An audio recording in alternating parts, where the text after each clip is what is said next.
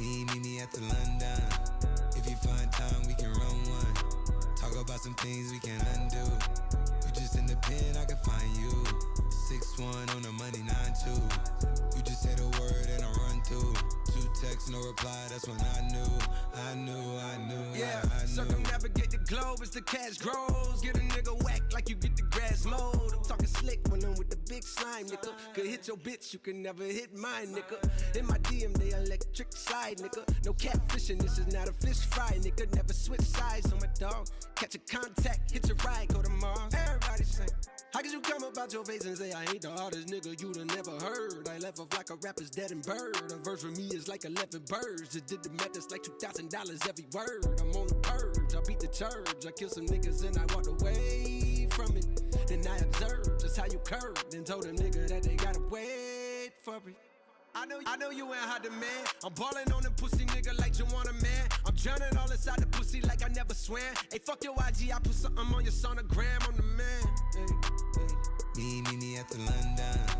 If you find time, we can run one. Talk about some things we can undo. You just in the pen, I can find you.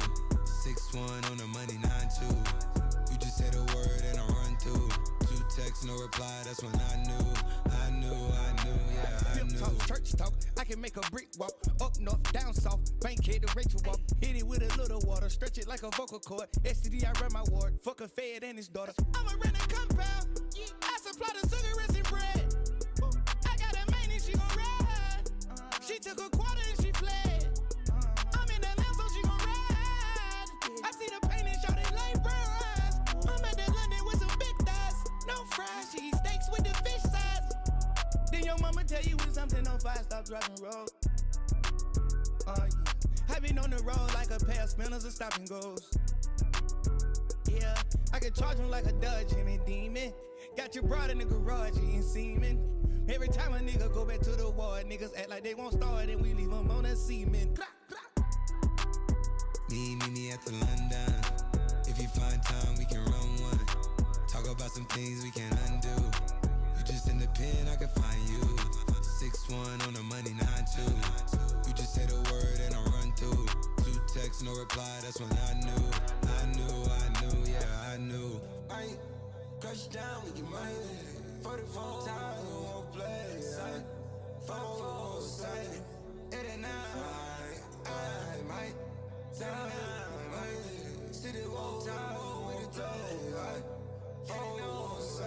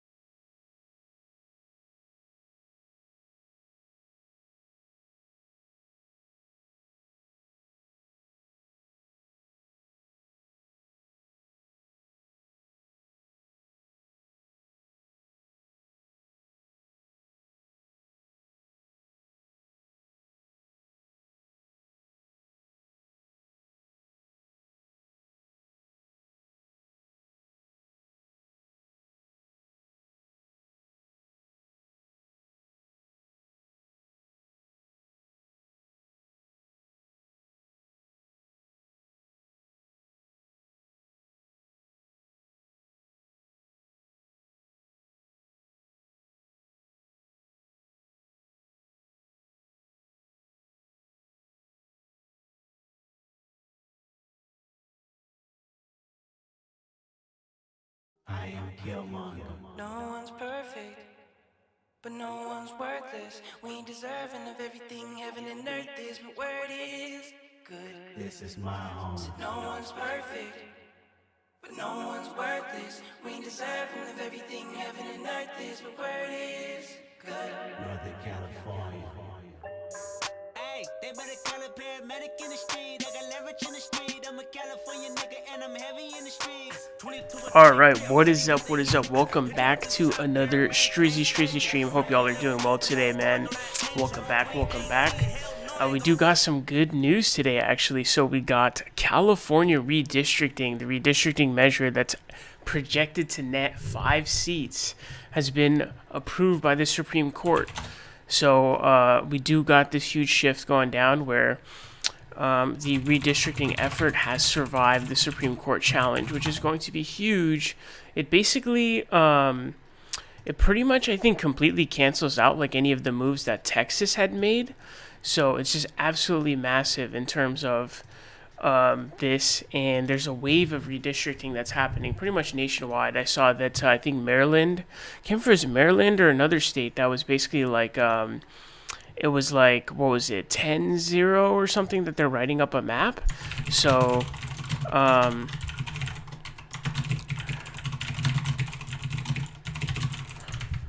absolutely massive. We're on pace for a blue wave this time around in the elections upcoming, which is absolutely massive. So super exciting to see everything that's going on. We do got a bunch more stories also to go over today. We got Rasmussen polls. So Rasmussen polls is the Republican pollster. They got the Trump approval at -13 today, and he says that's a second-term record low. Another thing that's actually been a phenomenon that's been occurring has actually been a bunch of Republican representatives are actually resigning. So they're just deciding not to run again. There's a bunch of Republican House representatives who are just deciding they're quitting. So it'll be interesting to see what the impact on that is in the upcoming elections. I think that might be a little bit like kind of random or stochastic as to how that exactly plays out. I'm not actually sure. I'm not exactly sure like how that's going to play out. Generally, I think they're supposed to say incumbency is supposed to be an advantage. So, you know, one would posit that would potentially be like a negative for them. But who knows how exactly that's going to play out. We have some examples of some districts that have like kind of shifted left. There are also a few that kind of shifted right, and a few ones in like in New York. There's a couple of those. We got an internal poll for the RNSC. I think that's a National Republican Senate Committee, so it's an internal Republican poll. There's actually a lot of beef going on. Tallarico actually kind of looks like Charlie Kirk in this picture. But basically, Tallarico is actually beating Ken Paxton by 3 points. So Ken Paxton and Cornyn are having like a pretty heated primary race right now. And so I think it's a little bit of a game. It's kind of difficult to kind of gauge like who you want to win, because definitely Paxton is easier to beat because he's like a more crazy Trump guy and whatever. But he's definitely easier to beat. But I don't think that difference will be enough to actually flip the seat. But Tallarico is winning in a poll against Ken Paxton. In addition to that kind of situation, there's a lot of beef actually right now in the primary there. I don't know if you guys have seen that. Interesting. So we got new analysis reveals New York City just had its safest January on record. Homicides plunged 60%. Shooting incidents dropped by 20% compared to January 2025. I think that it's hard to draw a causal link between that and Zoran. But hey, man, I mean, I feel like the correlation alone is what politics runs off of. So another interesting thing, it looks like affirmative action is actually pushing more educated African Americans to stay in the states that they're in. So it'll be interesting to see the political implications of having those people stay there. That'll be something pretty interesting to keep an eye on. We got Steve Bannon saying that we're going to have ICE surround the polls. A lot more of the Tulsi Gabbard situation coming out. I don't know if you guys saw the Bernie Sanders video. Trump is too scared to go to the Super Bowl after his aides are making fun of him, telling him, or not making fun of him, sorry. They warned him that he would be booed if he was in the stadium. Wow, there's a lot of stories. Eric Swalwell saying that at the gym, they're pumping weight in. The Republicans are making fun of Trump. And then we got some really, really big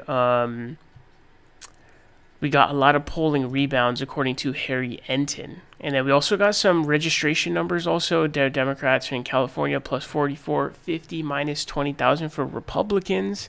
So we got like a bunch of news today. Definitely big day news-wise for sure. Hope y'all are doing well though, man.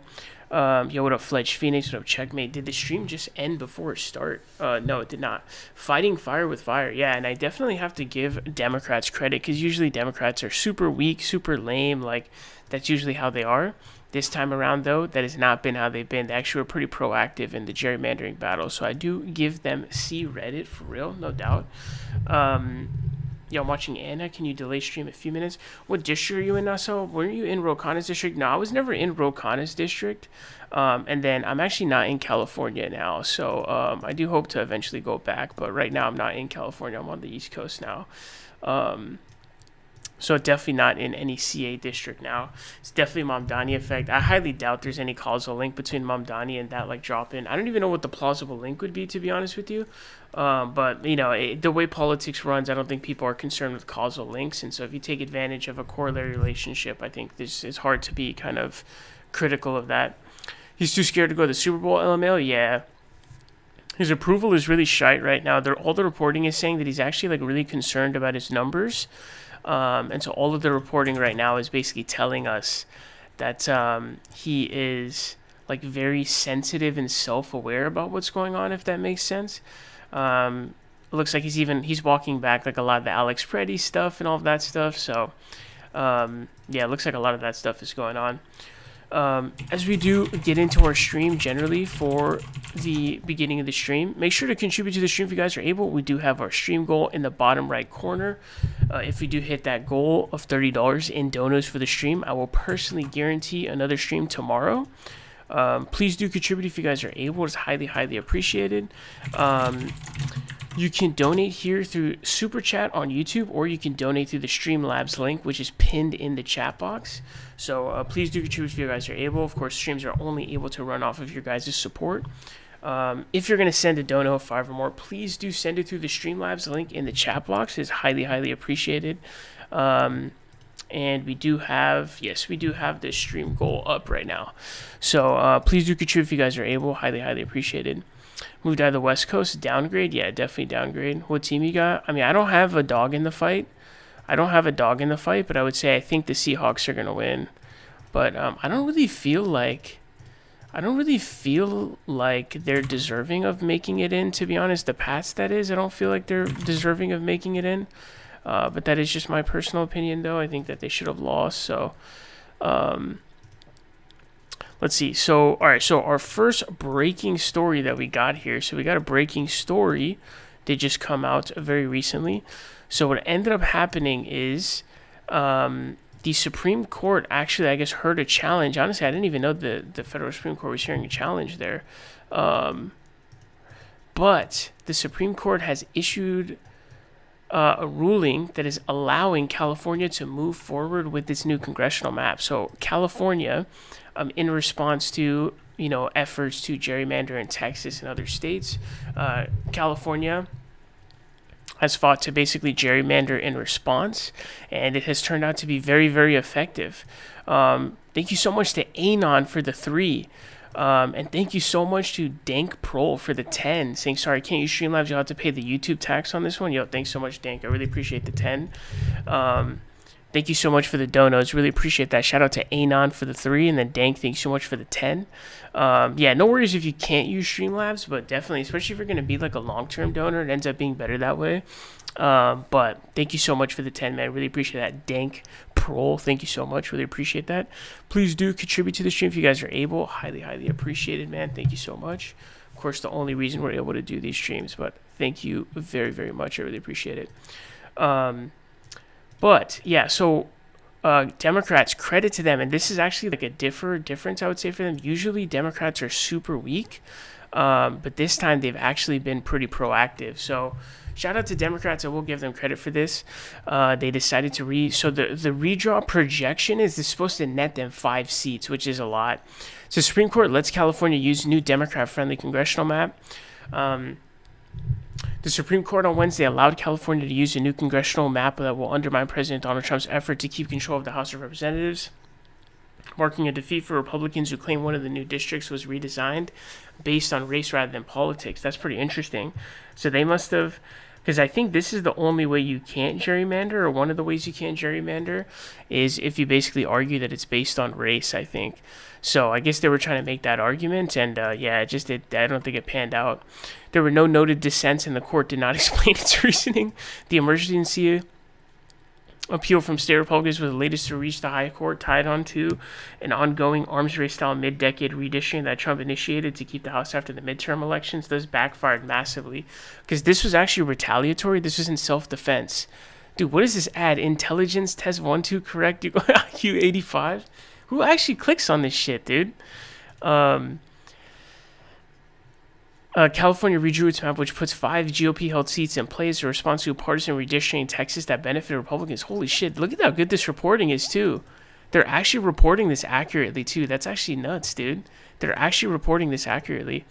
Federal courts, including the Supreme Court, don't get involved in cases dealing with partisan gerrymanders. So if you don't know what this means, I think there was a Supreme Court ruling that basically said that like some version or variant of like border drawing for districts is actually like a non-justiciable political issue. So it's like not an issue that the courts can deal with through jurisprudence. I think it's BS, but nonetheless, that's what the ruling was. But state Republicans have argued that racial considerations motivated the redrawing of one district that covers portion of the Central Valley between San Francisco and Fresno. Those allegations were largely based on comments made by a map-making consultant, Paul Mitchell, who said publicly he intended to ensure that Latino districts were bolstered in the 13th congressional district. The state's professed purpose was to pick up 5 seats in Congress for the Democratic Party to offset the 5 seats the Republican Party gained in Texas. California Republicans told the Supreme Court in their emergency appeal, but those officials harbored another purpose while maximizing Latino vote strength to shore up Latino support for the Democratic Party. I don't know. I feel like Latino support for the Democratic Party is kind of weak, honestly. I know that it's going to be coming up a little bit just because of like ICE and stuff, maybe, but it doesn't sound super like convincing. Map was ultimately approved by state residents in a referendum in which 64% of vote. That's another thing too. Like it was something that was put up on the ballot, and certain things, to be fair, shouldn't be put up on the ballot. Like ideally, gerrymandering is not up for a vote, in my humble opinion. I personally think it shouldn't be up for a vote. That's just my personal opinion. But you know, they put it up for a vote and it passed. But I personally would say that that's something that it's kind of like you don't want to put free speech up for a vote. You know what I mean? You don't want to put like your protection against unwarranted search or seizure up for a vote. It's kind of the idea of like constitutional republic. So I would personally do that. But this is all in self-defense. And it's like, if you're going to slap us, bro, like, you finna get slapped back, sonny. Says, but Republicans challenging the map face a seemingly insurmountable hurdle. Just weeks ago, Supreme Court rejected a strikingly similar argument made by civil rights and other groups challenging Texas map. In early December, the court sided with Texas in that challenge, permitting the state's map to be used in this year's election. So it looks like it really backfired on them, I think, all the arguments that they were making. It ended up backfiring. So I don't think it really ended up working. So Samuel Alito saying that it was indisputable that the impetus for the adoption of the Texas map, like the map subsequently adopted in California, is partisan advantage, pure and simple. So I think if they were able to successfully argue specifically that the channel was racial, I think they actually would have potentially been able to like get this reversed or get some of it reversed. So I think that that is kind of where it came in, because I think if it's racial, I think maybe it triggers the 14th Amendment, but otherwise I think it's considered to be like a non-justiciable political issue. That's like, it's not under the purview of the courts. State GOP officials and the state Republican Party sued to block the map's use, and the Trump administration joined that litigation, so they even had the Fed helping too. But the administration declined to bring in its own emergency appeal to the Supreme Court and instead filed a brief supporting the state's officials' appeal. That's interesting. Okay, that's a weird... Maybe they know it's hopeless. Maybe they just know they're going to lose the midterm, so part of them is kind of like giving up a little bit. California Republicans had asked Supreme Court for a decision by February 9th, the start of the state's candidate filing period, but Gavin Newsom and other Democratic opponents noted that justices have long admonished courts not to change state voting rules close to an election. The state's primary set for June 2, and election officials told the court they'd begin processing mail-in ballots in May. So, very, very good news that this survives. I think this backfired horribly. And honestly, I think a lot of that stuff, I think a lot of the stuff that they did in terms of gerrymandering is going to come back to bite them horribly. And I think the solution is, just be ruthless with the gerrymander as hard as you possibly can. I think that's the answer. So this is good news. This nets 5 seats.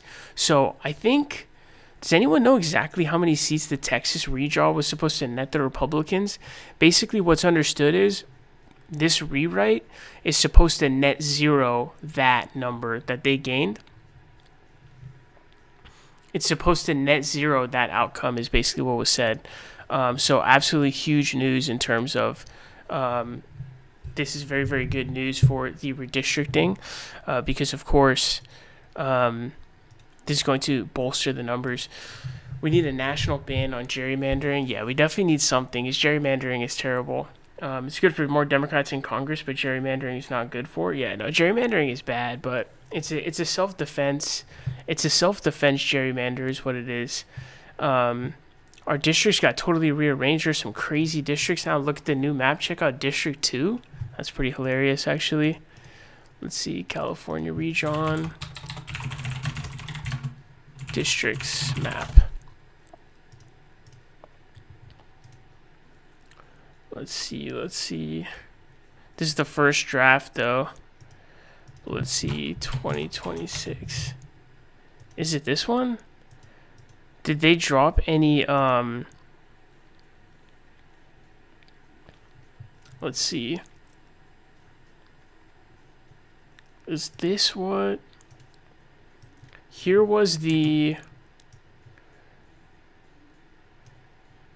is, whoa.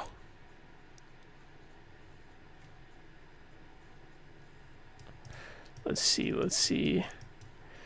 Wow, that is pretty large of an image. It's gonna be tough for me to pull down, TBH. Let's see.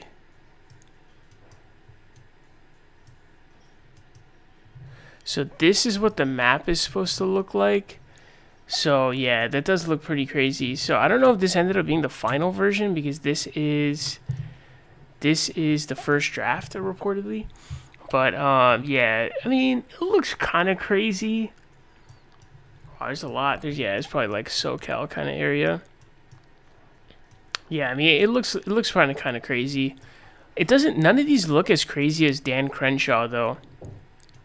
I don't know if you guys remember Captain Crenshaw's district or not, but this shit looked like a lizard. I don't know if you guys remember Captain Crenshaw or not, but his district was like that. So it is kind of crazy, but honestly, I thought it would look crazier, to be honest with you. I'm not going to lie. So I would say, like, relatively speaking, it's like, I would say, like, not that bad, I would say, because, like, I remember Captain Crenshaw's one, dude. Like, Captain Crenshaw's was crazy. Like, the way that the district looked that he had won, I was like, poof. Shit looked like a literal lizard, bro. That's definitely like what it was named after, man. Wikipedia has a good MA of it. Is it what this looks like? We can only be against gerrymandering if Republicans are not doing anymore. National ban, yeah. Like if both sides are down to agree to come together and be like, let's ban gerrymandering, amazing. But you can't. One side can't be like, yeah, I'm not gonna use gerrymandering. Then the other one gerrymanders. This was literally in response to Texas's gerrymandering. So, I mean, it has to be that way. Texas is supposed to net 5 seats, but it's probably going to lose a few. Yeah, so that's another thing, too.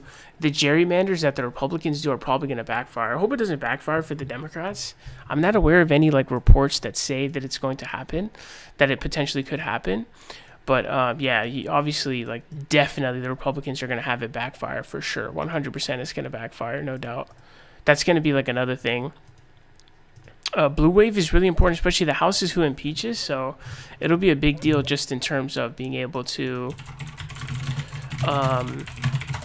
it'll be a big deal just in the case that like be able to impeach, block stuff, just lots of good stuff. So it is important that we get like good numbers in the House and just in the midterms in general. It's super important, very, very important. But yeah, I think a bunch of the Republican gerrymanders, I think they're going to end up backfiring, I think. Definitely super interesting, but we'll keep an eye on everything. The Senate, unfortunately, I wish it was like more in play. It's going to require like a lot of kind of craziness. Let's pull up this Harry Enton video. I think it's the most natural, continuous sort of clip here. So let's go ahead and check out this Harry Enton clip that's going to break down for us some of the moves and swings that we've seen. Let's go ahead and check him out. 2024 versus 20. So it says big state polling is showing a huge rebound for Dems in NY and CA, where there are plenty of GOP House seats from 2024. So if you guys don't know, like basically the main drop that Kamala Harris had was actually in like solid blue areas. A lot of minorities didn't end up voting for her, and so that was like where the really big thing is. Like the swing states, the drop off in the swing states was actually much less than the national average, and so that was actually where a lot of the kind of like I don't want, not hedge, I'm thinking of a different word, but that's where a lot of like kind of it came off. So let's go ahead and check this. It says, meanwhile in Texas, House polling shows a double-digit gain for Dems from the 2024 baseline. Holy fuck. Overall chance of Dem landslide in 2026 is increasing. 20 in New York. But now we're looking at a huge Democratic rebound. What are we talking? Candidate quality is what matters. Candidate quality is huge in Senate races. House races, probably not as much. Senate races is huge though, because they're more larger and abstracted, and so it's more important.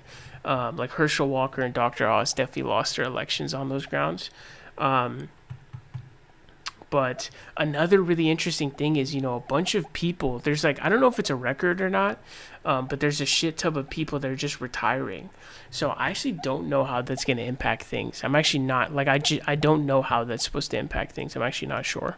Talking about here. Okay, so you go back, Democrats' margins in New York. In 2024, Kamala Harris won New York by just 13 points. Not a very wide margin at all. Yeah, it's pretty low. Take a look here for New York. Look at how the House Democrats going for the House of Representatives are polling now for 2026. Look at that wide, huge advantage. That is doubling the margin that Kamala Harris had back in 2024. They're up by 27 points. And of course, there are a lot of Republican representatives in New York. Talk about Mike Lawler up in the Hudson Valley, right? When you see numbers it's like huge, and gerrymandering impacts those seats so much. It basically determines who wins. Like how you draw the borders basically ends up determining who's going to win in these kinds of seats. You have to be really worried if you're Mike Lawler, because we're talking about a huge Democratic rebound in New York, and oftentimes Democratic majorities are built on states like New York, eliminating the few Republicans that actually represent it.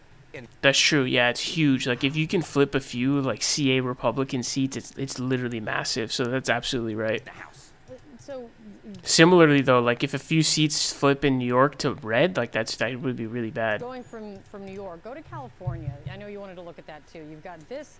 This is what it's looking like in New York. How about California? Yeah, okay. California has a ton of Republicans, right? And obviously there's a redistricting where Democrats want to eliminate as many Republicans as possible from the House of Representatives. Take a look here. Kamala Harris, again, she won, but this is actually a relatively small margin for Democrats. She won by 20 points out on the blue state margins were super low. On the West Coast, in the big state of California. But take a look at the 2026 House polling. Again, Democrats, a big rebound. This looks a whole heck of a lot more like 2020 than it does like 2024, with Democrats up by 28 points on the House ballot. Again, this is Harris performed mid. Yeah, Harris didn't perform mid. In blue area, she was fucking horrible. Like not mid. Mid means like not too good, not too bad, kind of like like unsort of unoffensive. Like she performed horribly in blue areas. In swing states, it wasn't as bad. But in blue areas, holy shit, it was like god awful. That can help aid a Democratic majority. As I said, you go back to the big Democratic ways, 2006, 2018. Those House majorities were oftentimes built on getting rid of those few Republicans that exist in those big blue states. And this is the type of number, if you're Democrat, you're giving 2 thumbs up for, because this looks like the type of number you want if you want a Democratic majority in the House. You've got New York, you've got California, but let's talk about Texas, which has been such a central focus when you look at redistricting efforts and just... Can we take any seats back in Texas and Texas? A lot has been going on there, especially in just... I remember watching election night on DP stream. Harris was initially up by 20% on PA, but then went negative and lost it later that night.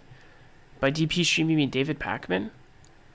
Dude, I still remember vividly, bro. So I remember I was like, it was election day, and what I was doing was, I was just spamming hella these like, it was like this, it's like the, just like first order conditions for like this cake optimization problem, and like, you have like 2 periods, and you like can choose how much cake to eat, but you have to eat all of it by the end of the second period or whatever, and it's just a bunch of like FOCs for the utility functions and stuff. And I remember that I was just like, the way I was just dealing with it was just stress, like doing like solving the equations. And I was just so nervous that day, bro. It was crazy. The last couple of weeks. It was There's been a insane, lot man. going on. You know, we mentioned, of course, that Texas 9th special election Right. that happened on Saturday, right? That did not happen in isolation. That did not happen in isolation. Again, Republicans have been hoping to squeeze out more Republican seats from that state with the redistricting efforts, right? These are the types of numbers that should really worry Republicans. Okay, Republicans' margins in Texas. Trump Damn, House polling being +2 is crazy. won it by 14 No wonder they're gerrymandering. points. But look at the generic ballot, the generic House ballot. Dude, Trump winning by 14 in Texas is pretty strong. How much did he beat Biden? I thought the Biden one was like single digits. Now we're talking about a Republican advantage of just 1, Man, Kamala fucking sucked, man. Holy shit. 2 points. That I sometimes forget like how bad she did in some states, man. was a But at the same time in the swing states, it was pretty close. Like she lost to Whiskey by less than 1 point. I think it was like 0.8 or 0.9. big influence in terms of what happened in Texas 9. Yeah. They got a good candidate, but it was also the environment has shifted so much to the left, right? This looks a whole heck of a lot like what we saw in 2018 when Republicans barely won that House vote. You put this together with this, and all of a sudden you can see how Democrats can really wring out a lot of seats from the big states, the blue ones in California and New York, How many are the Democrats projected to get now? Actually, I don't even know. and of course the red one historically in the state of Texas. So what are the prediction markets saying about this? Yeah, okay. Fuck the prediction markets. They're probably getting paid. Although sometimes I report on them, but Yeah, so just take a look here. The chance of a blowout. This is the chance that the GOP wins under 193 House seats. 3 months ago, it was just 8%. Look at where we are today, up to a 26% chance. Not just that Democrats win back the House, but that Republicans really fall through the floor. yeah, I mean, they definitely will. I would say the Democrats are low-key, like, underperforming where they should. I think they should actually be polling better because some of the generic ballot polling, like, they'll only be up by, like, 5 points or something. And I'm like, bro, like, how are they only up by 5 right now? They should be up by way, way more. I don't know. That's always, like, really, really weird and confusing. Let's see. So we have some examples also of stuff like this, of registration number changes. This is actually a big thing back in 2024. I don't know if you guys remember this, but I think I would cover it like kind of in the streams and stuff. But they'll look at like the changes in registration numbers. Let's see.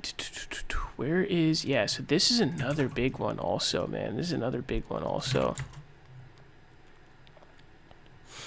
So it says, breaking GOP Rep. Barry Loudermilk becomes 29th House Republican to not seek re-election. So it's about 330, almost at 3 dozen, or I guess close to 3 dozen also, almost. But you have like 30 House Republicans who are literally saying that they're just not going to run again, which I don't know if this is record-breaking. I forgot what election it was where a bunch of, I can't remember if it was Republicans or Democrats who were just like, hey, we're just not going to run again. I forgot. But this is huge. I'm not sure if this is necessarily going to be a benefit or a negative, though. Actually, I wonder if we could find, let's see what happened. When was the last time one of the parties had a lot of House members announce they won't run for re-election? Let's see. Record-setting number of U.S. House members. Oh, so it is record-setting. It is record-setting. A record number of lawmakers are not seeking re-election with at least 49 House members. 20 Republicans, 21 Democrats announcing they'll leave their seats. Described as an exodus with over 10% of the House not returning. Holy shit. But it's almost even between Republicans and Democrats, or it's 28-21. So it's a little bit like kind of split between the two. But it is like that. But I think that if Democrats are stepping down, it's probably because they're kind of getting replaced in terms of the moment. The moment, I think, is like more progressive, like more left wing now.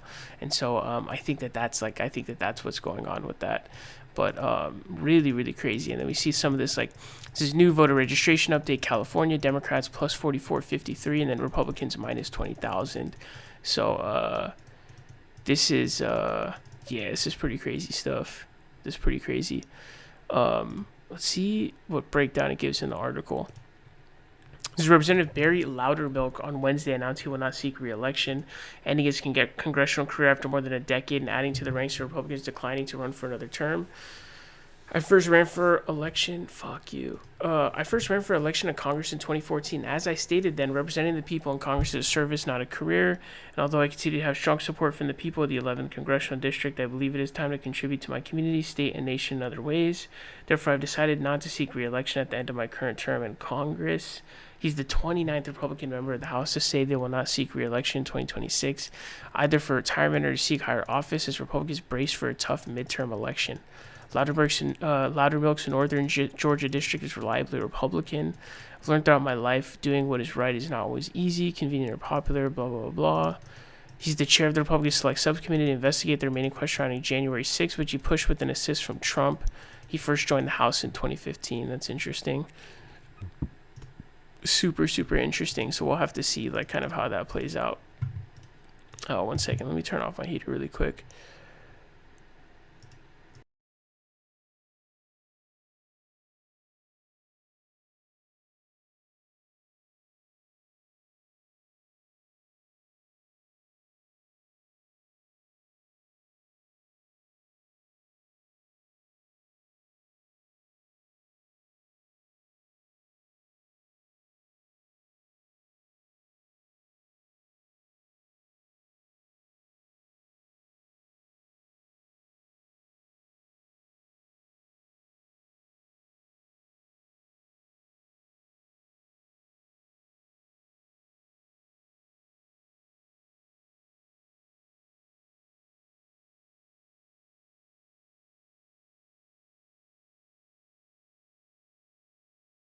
All right, sorry about that. Let's pump out. Let's go ahead and, yeah, we'll pump this out.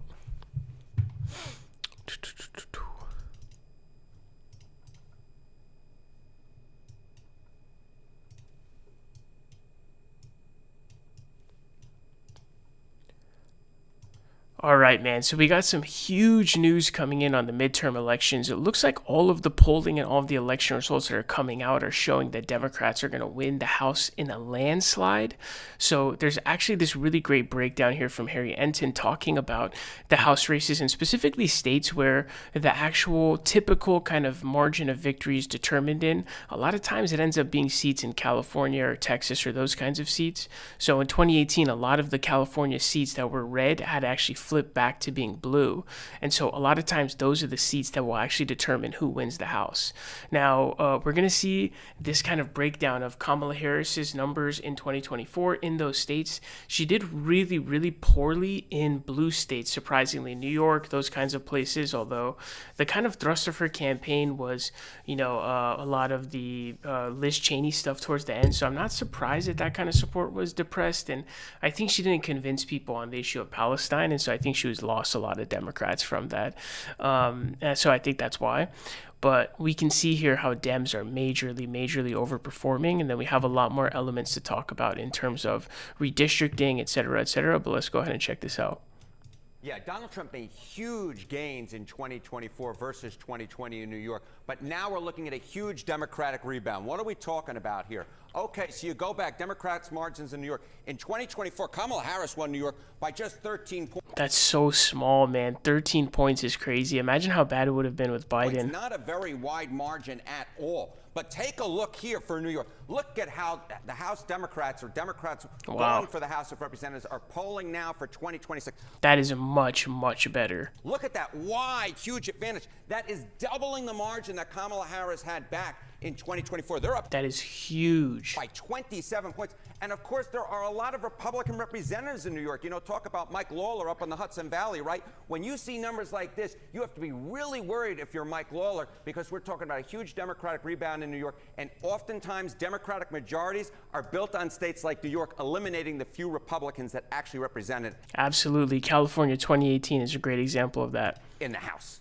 So going from New York, go to California. I know you wanted to look at that too. You've got this. This is what it's looking like in New York. How about California? Yeah, okay. California has a ton of Republicans, right? And obviously there's a redistricting where Democrats want to eliminate as many Republicans as possible from the House of Representatives. Take a look here. Kamala Harris, again, She won, but this is actually a relatively small margin for Democrats. She won. Yeah, it's pretty small for California, man. We really like the swing states she didn't do as bad in. She only lost Wisconsin by less than 1 point, and I think Georgia was less than 3. But yeah, states like California and New York were a really big recession. Won by 20 points out on the West Coast in the big state of California. But take a look at the 2026 House polling. Again, Democrats, a big rebound. This looks a whole heck of a lot more like 2020 than it does like 2024, with Democrats up by 28 points on the House ballot. Again, this is the type of thing that can help aid a Democratic majority. As I said, you go back to the big Democratic waves, 2006, It definitely will help too. It'll spur it completely. 2018. Those House majorities were oftentimes built on getting rid of those few Republicans that exist in those big blue states. And this is the type of number, if you're Democrats, you're giving 2 thumbs up for, because this looks like the type of number you want if you want a Democratic majority in the House. So you've got New York, you've got California. A majority is not enough. There needs to be like a really, really strong majority, just in terms of like sending a message and also just having more power in the House. You don't want to be in a situation where you're stuck with like 1 or 2 flip votes or whatever. And the House does have the power to impeach, and so we can have like obviously impeach Trump on a daily basis, literally issue subpoenas all day, every day, just nonstop. But let's talk about Texas, which has been such a central focus when you look at redistricting efforts, and just a lot that has been going on there, especially in just the last couple of weeks. Yeah, there's been a lot going on. You know, we mentioned, of course, that Texas 9th special election that happened on Saturday, right?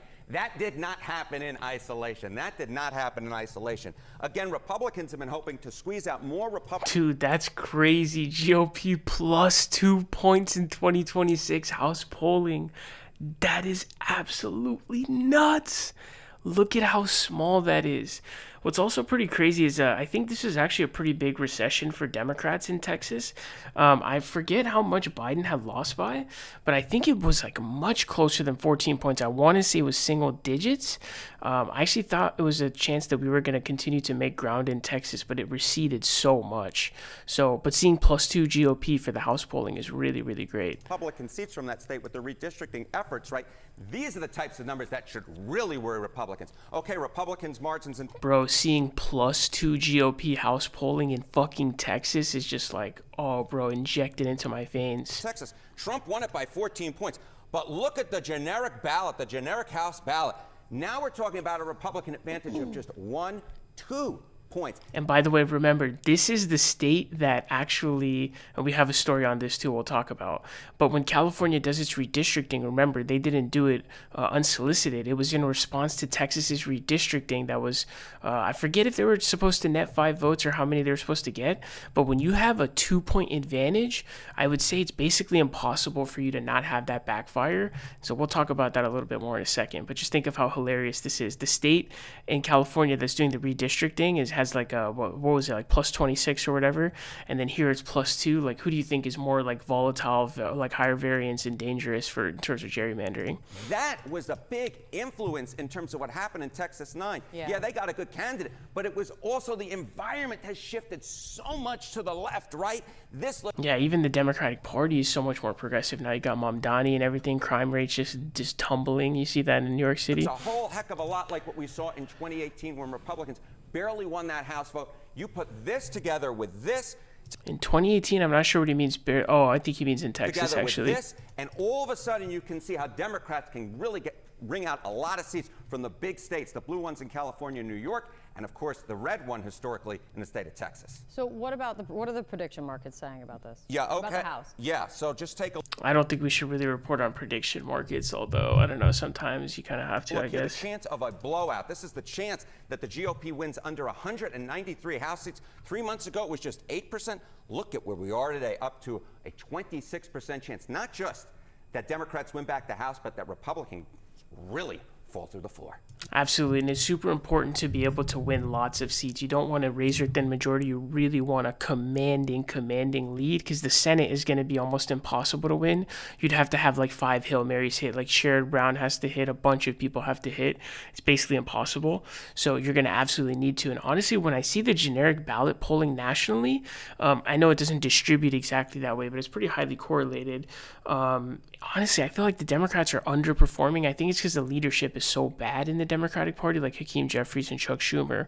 But they should be up by way, way more considering how unpopular Trump is right now. But it's really, really great news in terms of like seeing how this is broken down. And again, the main drivers of those kinds of House victories are going to be those big states, New York, California, Texas. These large states are going to be the ones to determine it, absolutely. But another thing that's been going on is this brawl that's been happening in terms of gerrymandering. So Texas starts the battle because basically Republicans are scared because they know they're going to lose the House. So they decide to gerrymander.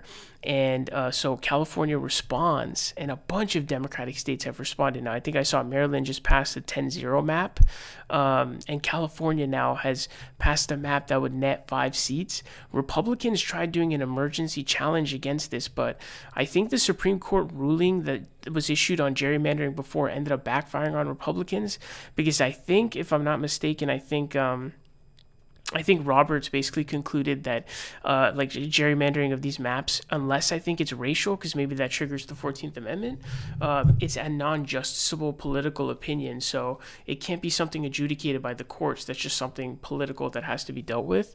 And so the argument they make in this case is, hey, it's racial. They're like, no, it's not racial. It's partisan. Boom, done. And that was how the Republican map survived too. And so it came back to bite them in the ass. So it came back to bite them in terms of Democrats are responding, but also I think it's going to bite back in terms of that, like that gerrymandering that they're doing. It's probably going to backfire on them in terms of their own stuff that they're doing, because when you have a +2 majority, that's not really safe enough to gerrymander anything. You're kind of barely hanging on. So we'll kind of have to see how things go down on that. But some other stuff too. It says new voter registration update: California Democrats plus 4453, Republicans minus 20,000. This is something in 2024 that consistently looked bad for Democrats, so this is like a good sign. And then something for another video also, there's like this weird like exodus of Republicans. There's a record number actually of just House members who are just saying like, we're literally not running again, which is really, really interesting. So how that's going to play out will be interesting, but lots of good news coming in for Democrats, and oh boy, do Democrats need it.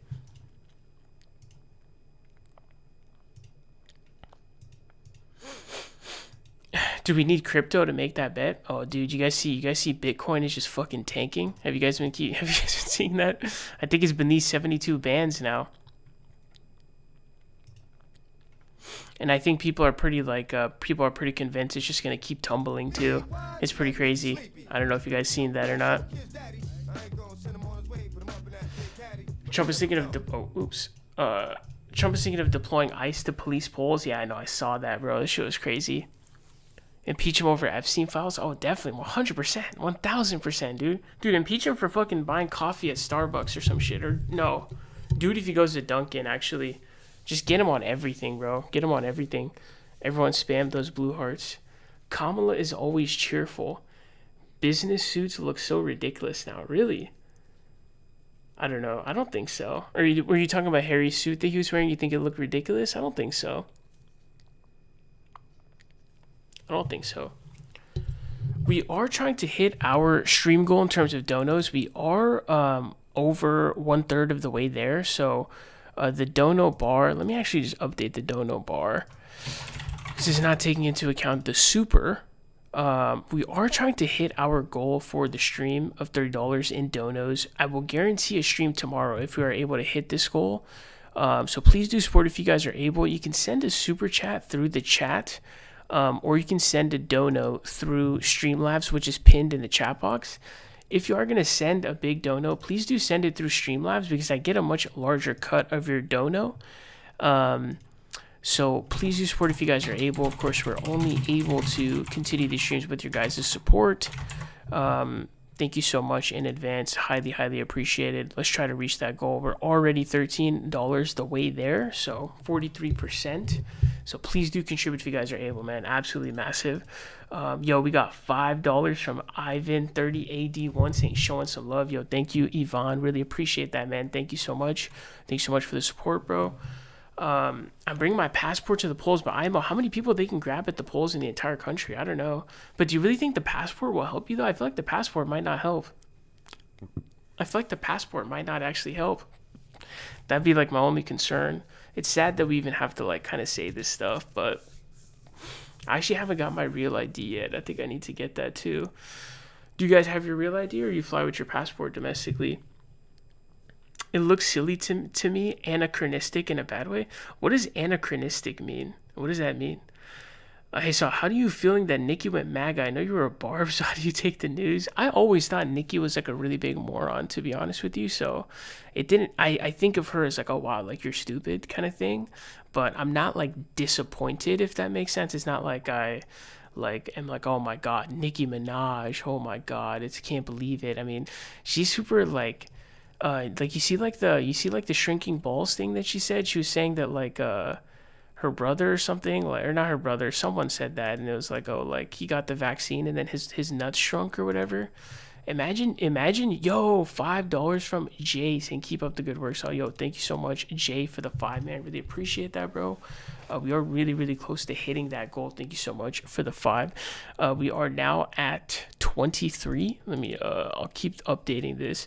They don't have a way for me to combine them for some reason, man. I don't know why Streamlabs doesn't do that, but I should reach out to them actually, because I think they take ideas actually. Wait, but what were we at? Fuck, I forgot.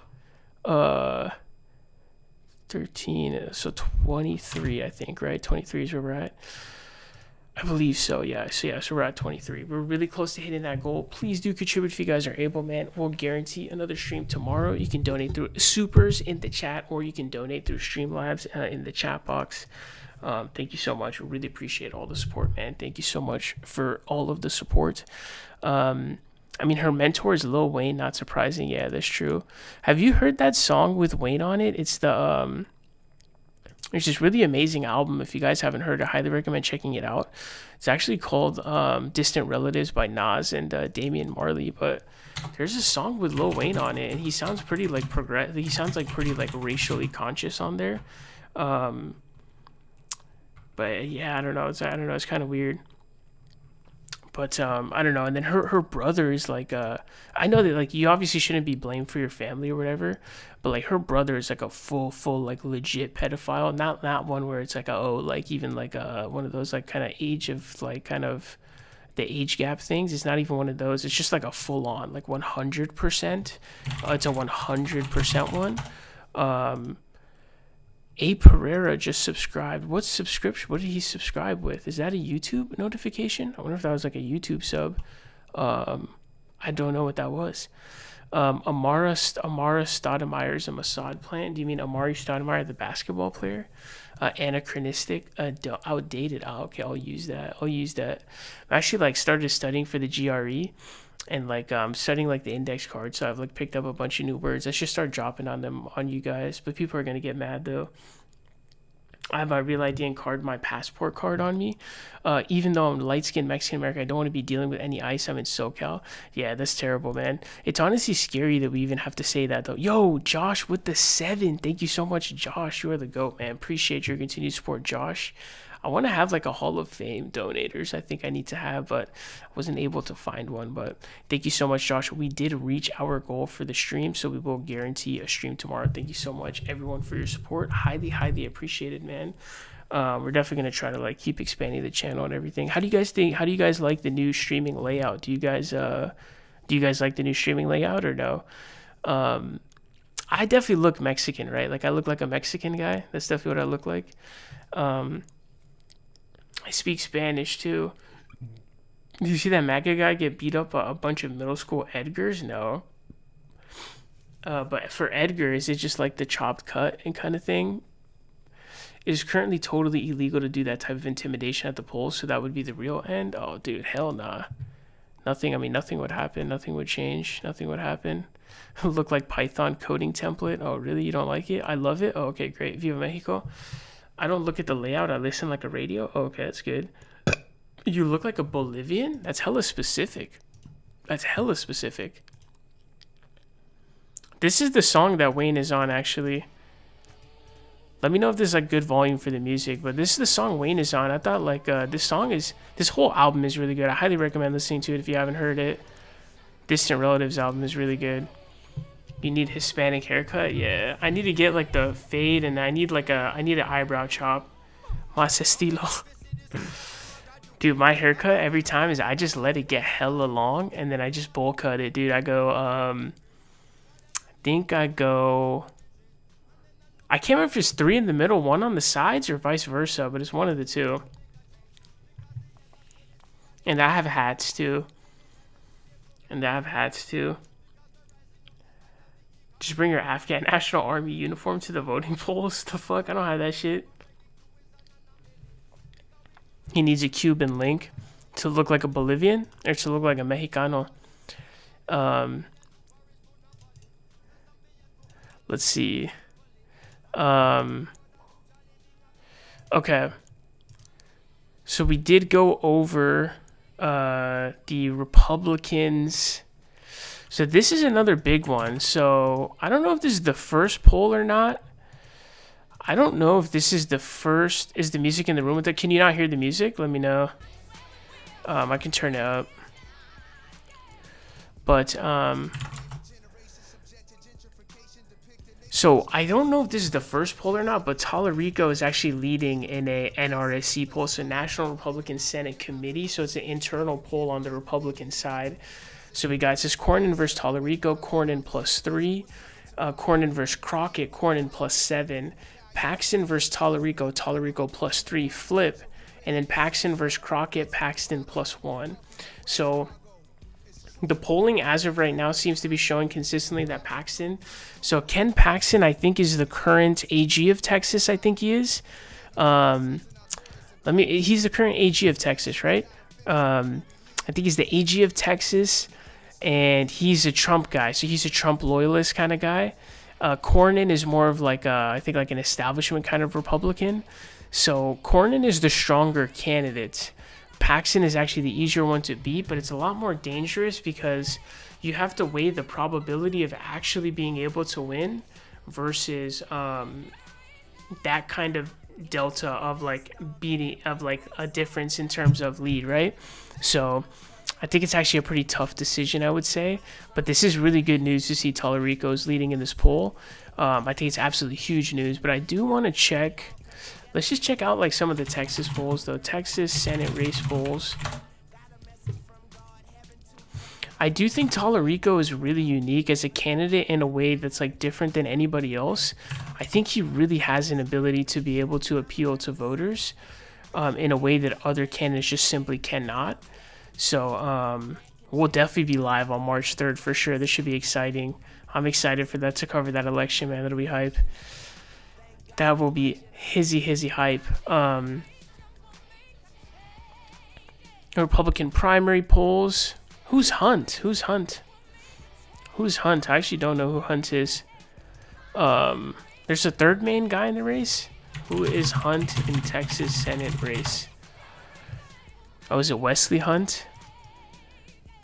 Second term congressman. Wow. So this is going to be a heated primary. This primary is about to be fucking heated, son. It's about to be a heated primary, my G. Just got my first political poll call. Did you respond?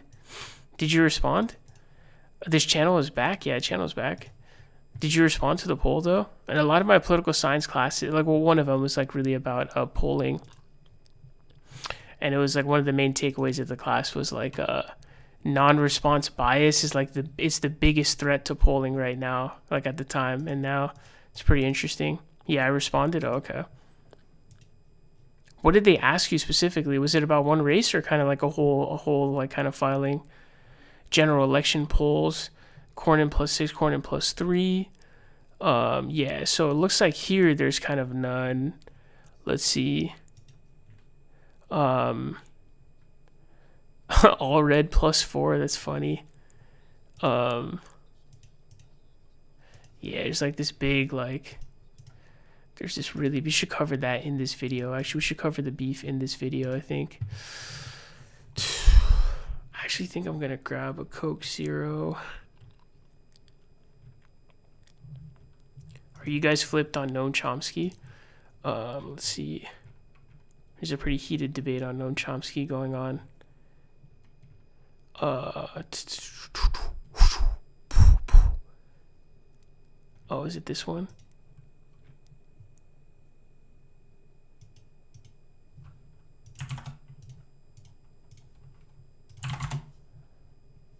David Griscom is like a big voice. I didn't know he wrote for the Houston Chronicle. Mike Hunt, yeah, that's what I was thinking too. They got me while I'm in the bathroom sweating. I don't even remember. It was a long list of questions. Was it over the phone or how did they contact you? Tallarico seems like Pete Buttigieg. Really? How? Mainly about local New York politics? Oh, okay. That's oddly specific. Did they ask you about Mamdani or no? Did he go to the island? I don't think Chomsky went to the island. I saw him on the plane. I don't know if it's Lolita Express or not, but I saw him on the plane. And then he's definitely in the emails for sure. He's in the emails. Chomsky has trashed his legacy. Yeah, it was sad to see. It was pretty sad to see. Yeah, it was over mobile. You know what's crazy is too, he really he would respond to literally anyone, dude. He would respond to literally anyone. We should pull up one more article, I think. That kind of, yeah, we should pull up one more article. Tallarico,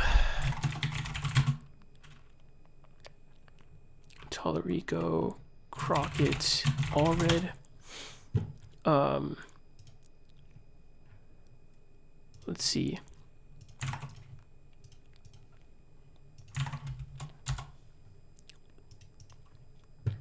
Mainly about my thoughts on the direction the state is going in generic things. Did you see NYC crime just plummeted? That was pretty interesting compared to year on year.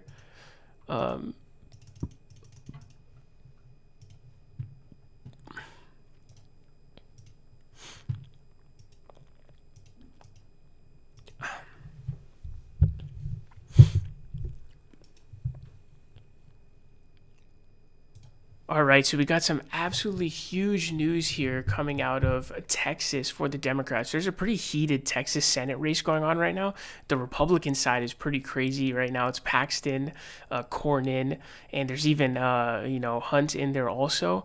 It's definitely pretty intense of a race, so it's going to be super interesting to keep an eye on how that's going to go. I read an article saying that Trump is actually weighing the idea of laying down his endorsement because it's so intense. But basically, Ken Paxton, I think he's AG in Texas right now, but he's more of a Trump loyalist. He's more of that ilk. Cornyn is more of an establishment Republican here. And so them two are running. And on the Democratic side, there's a pretty heated battle going on right now between James Tallarico and Jasmine Crockett. Jasmine Crockett, I would say, is more of a performative kind of, she has that Kamala Harris, sassy black woman kind of thing, but she doesn't actually stand for anything in terms of any real substantive opinions or anything like that. I do think that kind of thing is super dangerous because you take these things like being young or being a woman or whatever that are correlated with progressive things, and then you don't actually do the progressive stuff, like Olivia Juliana, for example. Not a fan. Tallarico is an interesting guy. He's kind of putting a twist on conservative or Christianity to kind of make this progressive Christianity, which I think is really, really good. I think it's heartwarming and genuine in terms of what he does. And I think he has the ability to really reach out to voter set that someone like Jasmine Crockett or any of these kinds of people simply just won't be able to, because they don't have that kind of appeal. And I think that Tallarico kind of expands the possibility frontier curve, if that makes sense. But we have what looks to be the first poll here that has flipped in favor of Tallarico. So this is from the NRSC. So this is the National Republican Senate Committee, I believe. So this is internal polls. So this is a set of internal polls.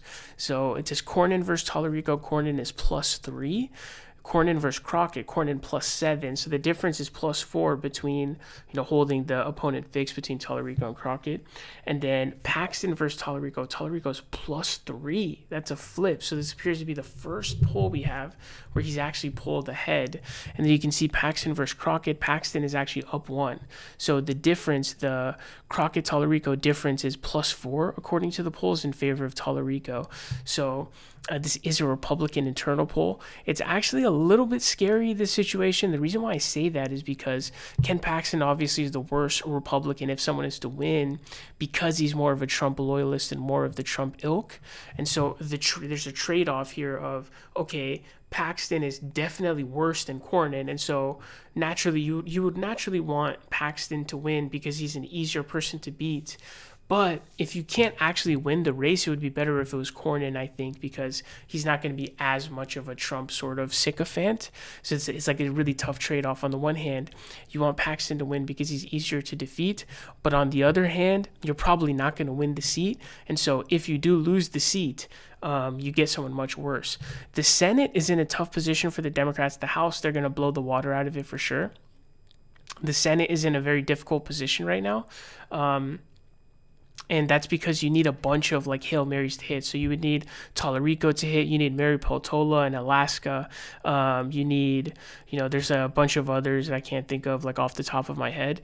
But you need a bunch of just seats to hit. So this one flipping would be absolutely massive. And so I do think Tallarico gives you the best chance. And I think that that's what you need to take. So definitely Democrats need to vote for Tallarico hands down. But, what ends up happening in the race, it's tough to see, but he has first poll here that I think I've seen of him winning. So this is like a list of U.S. Senate election polls. These are the latest polls that we have here.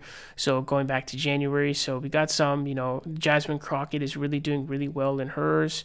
Tallarico is up by 6 here, but this is a very old poll, but still Colin Allred in it. In this Nexstar poll, Emerson College is sponsored by Nexstar, but carried out by Emerson College. Tallarico is up 9. Crockett is winning by 13 in her sponsored one. And then the Slingshot Strategies, Texas Public Opinion Research, Crockett is up 1. And in the Republican primary, it looks a little bit mixed here in terms of what's coming out of the polls. Some have Paxton, some have Hunt. And in these general election polls, you can see Cornyn is up 6 or 3, or Hunt is up 4 or 5 or whatever. And so there was this all-red poll that had him up 1 on Paxton. And so basically what also is going on behind the scenes is there's this beef going on between the Texas Democrats. So the previous guy who ran for it was Colin Allred. He was an NPC. He was a bot. He didn't really say anything. I think a lot of people were even surprised he was running, or they'd be like, whoa, he's running for Senate. It's kind of like you wouldn't even notice. You just wouldn't know that he was running for Senate, right? And he actually released this video on Twitter. So let's go ahead and check this out. Morning, everybody. It's cold out here, and I got some steam coming off my head because I'm, just finished my workout. Got some steam coming out of my ears, too. I understand. Those are some really white teeth, man. How did you do that? I want those. That James Tallarico had the temerity and the audacity to say hey, that's a GRE word right there. That's a GRE word right there. To a black woman that he had signed up to run against a mediocre black man, meaning me, not a formidable, intelligent black woman, meaning Jasmine Crockett. Let me just break this down into a few segments here. First of all, let me just give you some free advice, James. If you want to compliment black women, just do it. This sounds scripted. It sounds like he's reading off of a script, actually. Just do it. Don't do it while also tearing down a black man, okay? We've seen that play before. We're sick and tired of it. We're tired of folks using praise for black women to mask criticism for black men. That's not good for our community. It's not good. It doesn't work, and we know what you're doing. Okay, so if next time you want to praise a black woman, just do that. Leave black men out of it. Just leave a lot of things out of it. Second of all, did you ever have a coach or somebody, a leader in your life tell you that when you make an accusation, you often have a bit of confession in it? Maybe you used the word mediocre because there was something creeping into your mind about yourself. Oh, dude, if you're talking about James Tallarico being mediocre, whether you like him or not, he's definitely not mediocre. You could think he's bad or good, but he's definitely not mediocre because he's bringing something so unique to the table in terms of like his kind of makeup is this Christian dude who's like having this really progressive kind of turn on Christianity and everything. There's no way he's mediocre, if anything. It doesn't make sense. Because I know you're not talking about somebody who's been better at 3 things than you've ever been at 1. You are not saving religion for the Democratic Party or the left. We already had Senator Reverend Dr. Raphael Warnock for that. Hey, I mean, that is great. I mean, shout out to Raphael Warnock. I don't think he won anything about religion, or I don't know. It didn't really feel like he won on religion or any of that kind of stuff in the same way that Tallarico is running. It didn't feel like that. But shout out to Raphael Warnock, though. I mean, yeah, definitely credit for that. We don't need you. I mean, we kind of do. We kind of do need it in Texas pretty badly, actually. You're not saying anything unique. You're just saying it looking like you do. I think he is saying a lot of stuff that's unique, honestly. Like, I saw him on Joe Rogan, like, defending, being gay and stuff like that in a Christian way that I've never heard of it before. I think his argument was basically like, hey, like, how could it be so serious if Jesus never even said anything about it? Okay? And third of all, let me just say to all the young black men out there, all the young men who come from tough background, struggle growing up, who maybe think that someday you want to put yourself forward as a leader in your community. It's going to have haters like this are going to show up. Okay? Yeah, that is true. I mean, anytime you do anything, you're going to have haters for sure. Okay? And you're going to feel like you have to be twice as good and jump twice as high and talk twice as well, but you don't have to.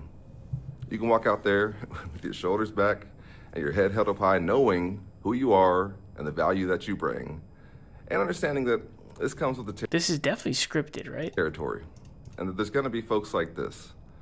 And when we see them, we should say thank you. Thank you for taking off the mask.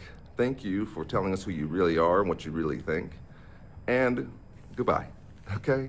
Because we're on our way, and we don't need you to come with us, and we don't need your help to get there. So with that being said, go vote for Jasmine Crockett. No, don't vote for Jasmine Crockett. This man should not be our nominee for the United States Senate. No, don't. I wasn't going to get involved in this race, but listen, don't come for me unless I send for you. Okay, James? He's showing more of a strong response and passion in this 3-minute Twitter clip than he did the entire fucking election in 2024. I barely knew he was running. And I think the only thing I remember him saying was, like, he was a football player. And it's like, dude, like, it's super weird. But basically, it was reported that James Tallarico supposedly called him like a mediocre black man. That's obviously not true. That's not what he said. But obviously he was saying was like he ran a very mediocre campaign, which I think is indisputable. I don't know how anyone could argue against it. You can't really say his campaign was bad because there never really was a campaign in the first place. It seemed kind of like he was doing Biden's basement strategy, but I don't think that was really the modality to do that. I don't think that's the way. I think you do have to go more kind of like a Beto route, or how James is going now. So there's a lot of like this kind of weird stuff going on in terms of how the race is turning out. So it's a little bit ugly, but I'm personally a big believer that competition and a lot of this stuff can be really helpful, as long as it doesn't get to a point like, I think that the Elizabeth Warren Bernie Sanders thing in 2020, I think that the polls showed that basically Bernie's like favorability amongst women tanked, and I just don't think it ever rebounded to where it was before. So as long as it kind of stays healthy like that, I think it's good. But Tallarico came out and said absolutely he didn't say that. That's what they had said. So it's his former Representative Colin Allred criticized State Rep James Tallarico for allegedly referring to him as a mediocre black man. That's a crazy statement. He'd be backing Tallarico's opponent, Jasmine Crockett, in the Senate. Tallarico disputed that he made such a description of Allred, calling it a mischaracterization. Morgan said she didn't have recordings of his remarks, but defended their authenticity. He was not able to independently verify the TikTok user's remarks from Tallarico. Again, a TikTok user being the source is pretty insane. And this kind of thing of like, oh, she's a black woman, this is a black man, etc. I think we have to move on from that at some point. And I think that the best candidate in this race is James Tallarico. And I think that kind of attitude, you're definitely going to lose for sure. Certainly no one in the like general election is going to be like, oh, well, Jasmine Crockett is a black woman, she's sassy, It's like, no one's going to care. So really, really interesting to see what's going on here. And I'm going to keep a really close eye on this race because super fascinating on both sides. You got heated Democratic primary, heated Republican primary is going to determine a lot of stuff. I think nonetheless, anything you think, Tallarico's the only one with the genuine chance of winning. If you have Crockett, you're just going to lose again in the same way. She will be kind of more sassy kind of than, Colin Allred was a bot. Like, I didn't even know he's running. He's like one of those like bots in Fortnite. You're like one of those bots in Fortnite where like you shoot them, they're not doing anything, they're just walking, and they shoot them and they start attacking you. Except he didn't even like attack anyone, he just like did nothing.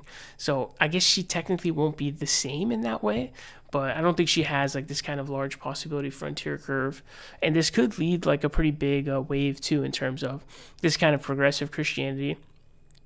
And, did Warnock do that? I'm sure he did some of that, and that's great. But, that kind of in Georgia amongst African Americans, etc. It's not going to be the same in Texas, where it's mostly like, Hispanic and everything like that. So we'll kind of see what ends up happening. But this is great news that Tallarico has taken the lead in this poll here by 3 points. It's a pretty large margin too. That's the MOE for a lot of polls, is +3. So he's right there, man. I think that continue to build. March 3rd will definitely be, kind of live covering the elections that happens, but super, super interesting. To be fair, Tallarico's like a Temu Pete Buttigieg. I didn't get that vibe at all from him, to be honest, but it looks like some people are saying that. I thought he felt pretty genuine and like legit. That was my personal opinion on him. I think there's a lot of potential. And I never felt that way about Pete Buttigieg ever. Bro already so mad. Yeah, bro's fuming, bro. Bro's fuming from his head. Doesn't he have to talk about religion in sermons and services? Want to change your name of the channel to Liberal Voice, but that's obviously what you become. What do you mean? What did I sell out on? Because your stream back, now you bounce back from a year off. Yeah, man. What's up? How are you? I stopped liking Chomsky when he denied the Bosnian genocide. Kyle said he'd be down to have you in KKF, but he would have to run the IT by Crystal. Oh shit! Well, when did you ask him? I don't know if they would have. I don't think I'm qualified to be on there. I don't think there's anything. I don't know what they would like. I don't know what they would talk to me about. I was actually gonna reach out to Kyle for an interview to see if he would want to come on the show for an interview. So I have that like in the back burner kind of in my thought. I don't think I'm like worthy to be a guest on Crystal, Kyle and Friends, because like I don't know what I would do on there. Like what would they ask me? What would we? You know what I mean? Like. I'm like, oh yeah, like I don't know what they would do,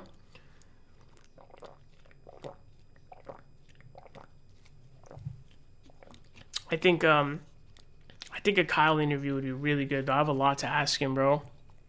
I think working on like a notepad right now where I'm writing down questions, because I have so much stuff I want to ask him. I hope they don't invite you. Damn, bro, you're heartless, bro.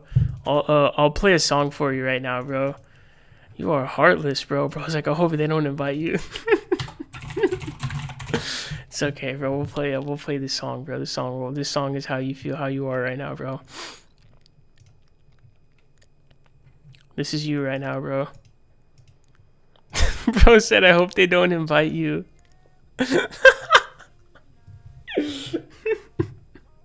He said, I hope they don't invite you, bro. This is you, bro. This is you, bro. He said if they couldn't have you in KKF, Kyle would be down to personally join your show one day. Bro, you're just making this up, bro. Where did he say this? It must have been Kyle and Corin, but he definitely didn't say this, though. That's hella random. This is you, bro. This is you, bro. Whoever said that, bro. Whoever said I hope they don't invite you. This is you, bro. This is you, bro. Oh, he said during KNC? Oh, okay. Yeah, I don't think me being on I don't think me being on KKF makes sense. I don't think me being on KKF makes sense. Corin brought you up and he said that. Can you send me a timestamp on I should probably just message Kyle and chop it up with him, but he ghosted me though. He ghosted me. So Kyle actually ghosted me for years, bro. Cause we used to chop it up like consistently before that. Like we would message back and forth consistently. But then he just ghosted, bro. Like, at some point, he just ghosted. I think the last time was, like, when we were trying desperately to get, like, Biden to... We were desperately trying to be like, yo, like, guys, like, Biden has, like, fucking dementia. Like, don't vote for him. It's 2020. I think that was the last, like, response I had gotten from him. That was the last time I talked to him. But, dude, I messaged him, like, 10 times after that, like, spread out over years. And then he just never responded, bro. Bro just ghosted the fuck out of me. And I never found out why. But I never turned on him or anything, though. I'm still, like, really grateful for everything he did and everything. So I'll never be like F him or anything like that. Did he ghost you for calling him a cuck? Oh, you mean like the Bernie thing? Oh, dude, I should ask him about that. Fuck. Dude, so I gotta make a list. Yeah, so I gotta make a list.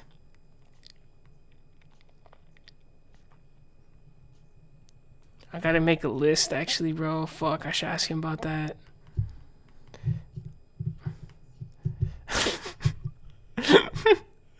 Almost forgot. Remember he got kicked off his own show, bro?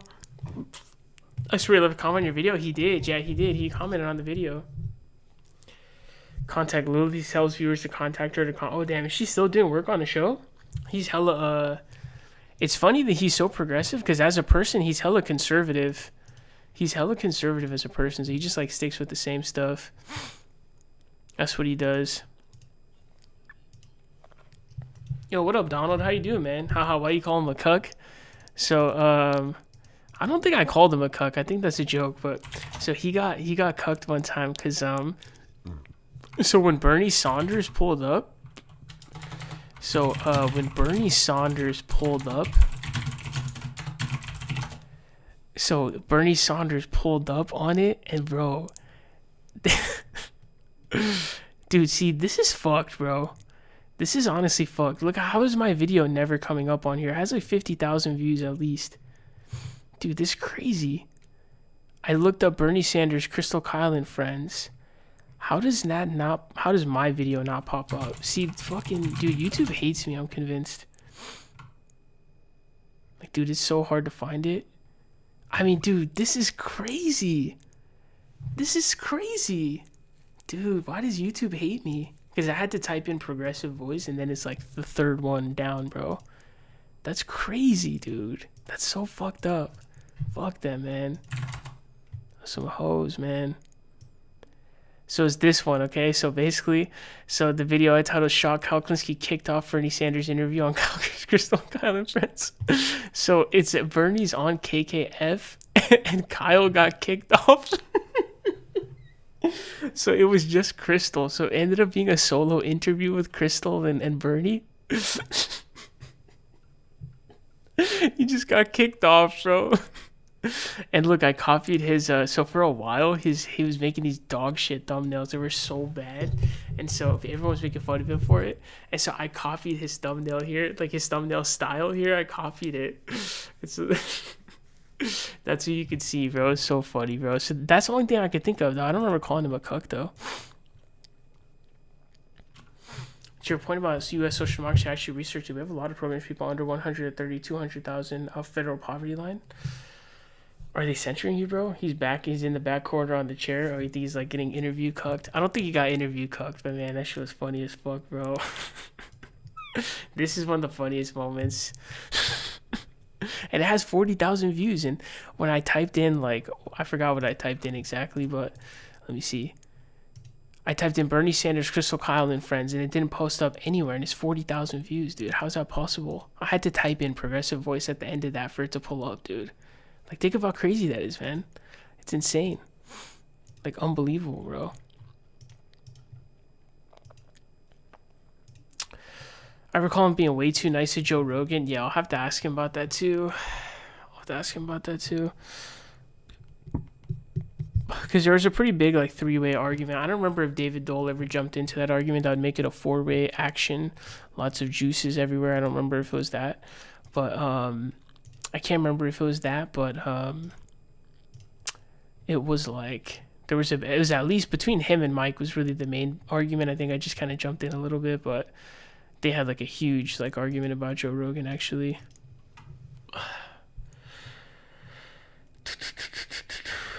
All right, we got Tulsi Gabbard and Bernie Sanders, best friends no longer. It looks like. Director of National Intelligence Tulsi Gabbard has been tapped to oversee the security of American elections. That typically would not fall in that job description. She's someone that you've called before a courageous leader, a great friend. I don't know if you would describe her that way. That was way back when. That was a few years ago. So you wouldn't describe her that way today? Did he say it or did he whisper it? I didn't hear him say it. Describe her that way Oh, bro, they fucking censored, bro. That's what they did. today. Yeah, so he's done. I would like him to be more, like, strong on this, though, I would say. Whoa, the fall off is trending. Did J. Cole drop? But it does come as the White House says Director of National Intelligence Tulsi Gabbard has been tapped to oversee the security of American elections that typically would not fall. Boys and Girls Club, children, childcare costs like $13 a year. I'm surprised people aren't using it as much. It's pretty interesting. In that job description, Well, I think sometimes like people get carried away, like especially on Hassan streams and stuff. And I remember watching there's a guy named Wake on like Twitch or whatever. I was watching his stuff, and the way they would talk about like the U.S. sometimes it's like it gets too far in the idea that it's not a social democracy is what I would say. Someone that you've called before a courageous leader, a great friend. Do you think Anna Kasparian would like Tulsi Gabbard now though? Because she would be more down with Tulsi Gabbard now, right? Or no? Because now that Tulsi is like her kind of more Republican now, do you think she'd be down with her, or what do you think? What was your response about 130, 200 FPL programs? What do you mean what my response was? Oh, you were trying to say that was too low of a bar? Is that what you meant? Yeah, I think the bar for qualification is super low. Like I think Medicaid, how much lower than FPL do you have to be for? How low do you have to be FPL wise? How much lower of FPL do you have to be to qualify for Medicaid? And is that nationally like set, or is it set on a state level? And let me know, Trump tapped Tulsi, all right, or rather she tapped his dome. I'm not gonna lie, I feel like, oh no, you think like Tulsi head would be fired? Low key, bro, low key it might be. Not gonna lie. Didn't Tulsi dodge Anna to interview Cenk? Actually, I think so. I think you're not wrong. Now Tulsi is a traitor. Anna wouldn't be down. Anna's basically a traitor too, though. She's basically a traitor also. I have Medi-Cal, California. Yeah, I know about Medi-Cal. Anna has a personal beef with Tulsi. The politics don't matter there. But still, though, because like I feel like she would also be kind of buddies with Dave Rubin now. I feel like they're kind of like more similar on similar like trajectories and stuff, and just kind of where they're at, you know. That's what I feel like. Dude, an Anna Kasparian interview would go. That would be crazy. I don't think that would happen though. I don't think that would happen.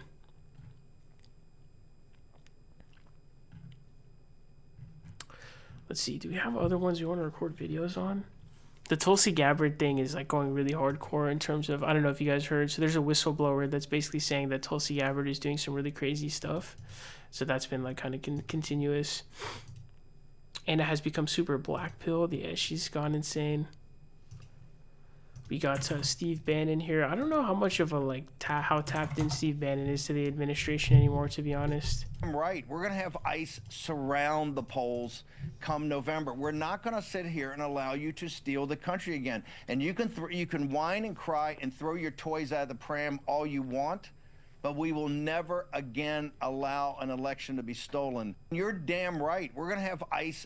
I think Democrats need to be more responsive on this. They did a good job in terms of being responsive on gerrymandering, but I think this is the next thing that they need to be responsive on is we're not going to let you use ICE to basically, intimidate voters. Like that's super important. So I think that's the next step. I think we have to.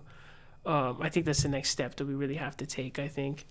She gave you a shout out years ago, and yeah, that was so long ago, bro. And I mean, getting a shout out, I mean, that's not gonna getting a shout out from someone's not gonna be like, oh, I'm gonna base my value or political opinion based on that. You know what I mean?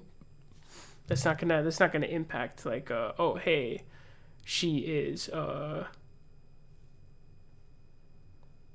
she's legit or not. You know, it's not what's gonna do that. I hate him with an incomparable passion. Yeah, it's pretty crazy. It's pretty crazy. But this is the next thing that I think Democrats need to be really forceful on is we're not gonna let this happen, you know? That's what I think. And an interview saw, I remember, yeah, that was interesting a long time ago. My friend actually mentioned that to me when I went to visit. He was like, oh man, I remember the interview. And then Hassan had me as his wallpaper for a while too. I don't know if you guys remember that. That was pretty crazy. He still actually has me blocked on Twitter.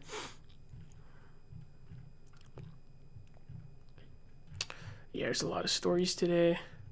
So we got Zohran Mamdani. So it looks like, I don't know if this differs from I know there's crime plunges for some reason this year, But it says new analysis reveals New York City just had its safest January on record. Homicides plunged 60% and shooting incidents dropped by 20% compared to January 2025. I highly doubt it's possible that there's any causal link between between Mamdani and like the crime rates, but I feel like everyone kind of takes advantage of these kinds of corollary links with no causal inference. So fuck it, you know what I'm saying? What, Hassan blocked you? He can't handle the Sahil heat. He blocked me, I think, because I had sent a meme video about him. And then I think the last block, I had actually posted the video of him pulling his dog's tail. That was actually the last one. So I was kind of ahead of my time, low-key. I was kind of ahead of my time. I was a little bit ahead of my time, bro. I was a little bit ahead. I wonder if I should try making, like, shorts and stuff. You think I should start making shorts? Let's see. I definitely want to avoid just becoming a polling channel too. That's another like concerning thing. Mamdani vibed out crime. All right, so let's check out the controversy, Let's check out the controversy about Norman Chomsky. So Norman Chomsky ended up showing up in the Epstein files. I saw a picture of him on the plane. I don't know if it was Lolita Express or not, but he was on a plane with Epstein. He's also in the emails also. So naturally, obviously, a lot of people lost respect for him. But there's actually a pretty fierce debate going on as to whether or not to ditch him or not. So Aaron Mate says, I will never cancel Noam Chomsky. He devoted decades of his life to tireless solidarity with the press people, especially by his own government, exposing the propaganda used to subjugate them. His impact on that front is immeasurable. This doesn't mean he's above critique. He took positions I disagreed with, especially in recent years. I think he made an error in judgment befriending Jeffrey Epstein, who, when he met Noam, had been convicted of soliciting prostitution from a minor. Holy shit. If you think Noam Chomsky deserves banishment despite having zero complicity in that or Epstein's other crimes, okay, I'm going to decline to join you just as I decline to join the establishment who've been trying to cancel Noam for a lot longer. And then someone says, Noam Chomsky was not just any public intellectual. He literally incarnated a thinker who built his entire moral authority on opposing oligarchy, corporate power, and the ways wealth captures the state. This is why this is not a trivial lapse in judgment. Epstein was not an ambiguous figure when Chomsky continued his friendship with him. He was already a convicted sex offender who had solicited a minor. Beyond, Epstein was a living example of the very structure Chomsky spent decades denouncing, wealth shielding and elites protecting their own. You cannot denounce oligarchic power in theory while extending empathy, legitimacy, and personal friendship to one of its most grotesque embodiments. That is a grave moral contradiction. Definitely makes your views manufacturing consent in a whole new light. Only reason people held him in such high regard, they thought he was more morally superior because they agree with him. His views on most socialist communist crimes are deplorable at best. Same thought, especially sickening to hear how Chomsky advised Epstein justified his behavior by saying that he served his debt society, so he's the same as everyone else. No, it's not like he stole candy from CVS, we can forgive. He was a pedophile. And it looks like Aaron Mate issued a response. I want to acknowledge a mistake. When I wrote this, I had not read all of the released emails, particularly the February 2019 email in which Chomsky gave advice to Epstein on responding to media coverage of his crimes. What I had seen pertains to the correspondence about a financial dispute in Chomsky's family that he sought Epstein's input for, and the two discussing travel arrangements such meetings in years prior. Even if Chomsky only knew what Epstein had been convicted of, soliciting prostitution from a minor, and hadn't read the Miami Herald stories that had came out by February 2019, it's inexcusable to me that he'd be offering him advice on how to navigate the PR fallout. I do not mean to downplay that. As I said in my original post, I think Chomsky practiced bad judgment befriending Epstein. He knew what company Epstein kept. On that front, I also don't understand how he could have had friendly private chats with Israeli war criminal Ehud Barak. It's unfortunate that Chomsky, for medical reasons, is not able to explain himself. It is my hope that his wife Valeria, who appears in the Epstein emails as a key interlocutor, will offer a public explanation. I was upset by what I saw as a rush to nullify a lifetime of noble work and throw Chomsky under the bus, but reverence for Chomsky's work does not justify minimizing the harm to Epstein's victims. Wow, so that's a lot of stuff. I thought his statement about isolating the unvaccinated was ridiculous. Putting myself in his shoes, saw Friday 92-year-old in time mass panic. To me, people at that age, such a situation get a pass. We can demand his grandchildren give some back this month. What is that?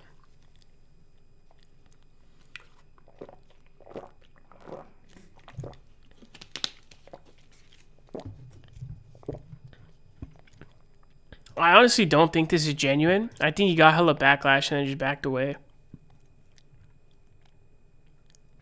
I don't think he had a genuine change of heart. I think he just got hella damage. I think he just got hella backlash and he just backed away, I think. But I would say like his work can stand or whatever, but yeah, I mean, I think for me the Epstein Files is a solid like red line where it's like, yeah, if you're in the Epstein Files, like, no, I'm chilling, I'm good, I'll pass. I think that's how it is for me personally. Doesn't necessarily like invalidate his work. His work is separate from the man, but yeah, I mean, like I'm definitely down to cancel. Especially like that picture you see of him with like Epstein on the plane. I mean, it's just unbelievable. So I definitely think, yeah, like I think it's fine if you want to cancel Noam Chomsky over that. I think it's pretty valid.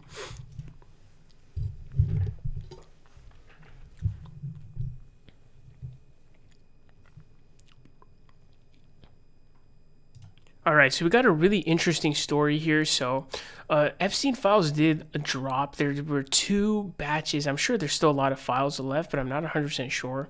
But in the first batch, it seemed a lot like they were kind of dropping the files relating to Democrats or lefties. Bill Clinton was a lot of them. Like a surprising one was actually Noam Chomsky. So Noam Chomsky is sort of he's a legendary thinker for sure. He's like a critic of, kind of U.S. war crimes, etc.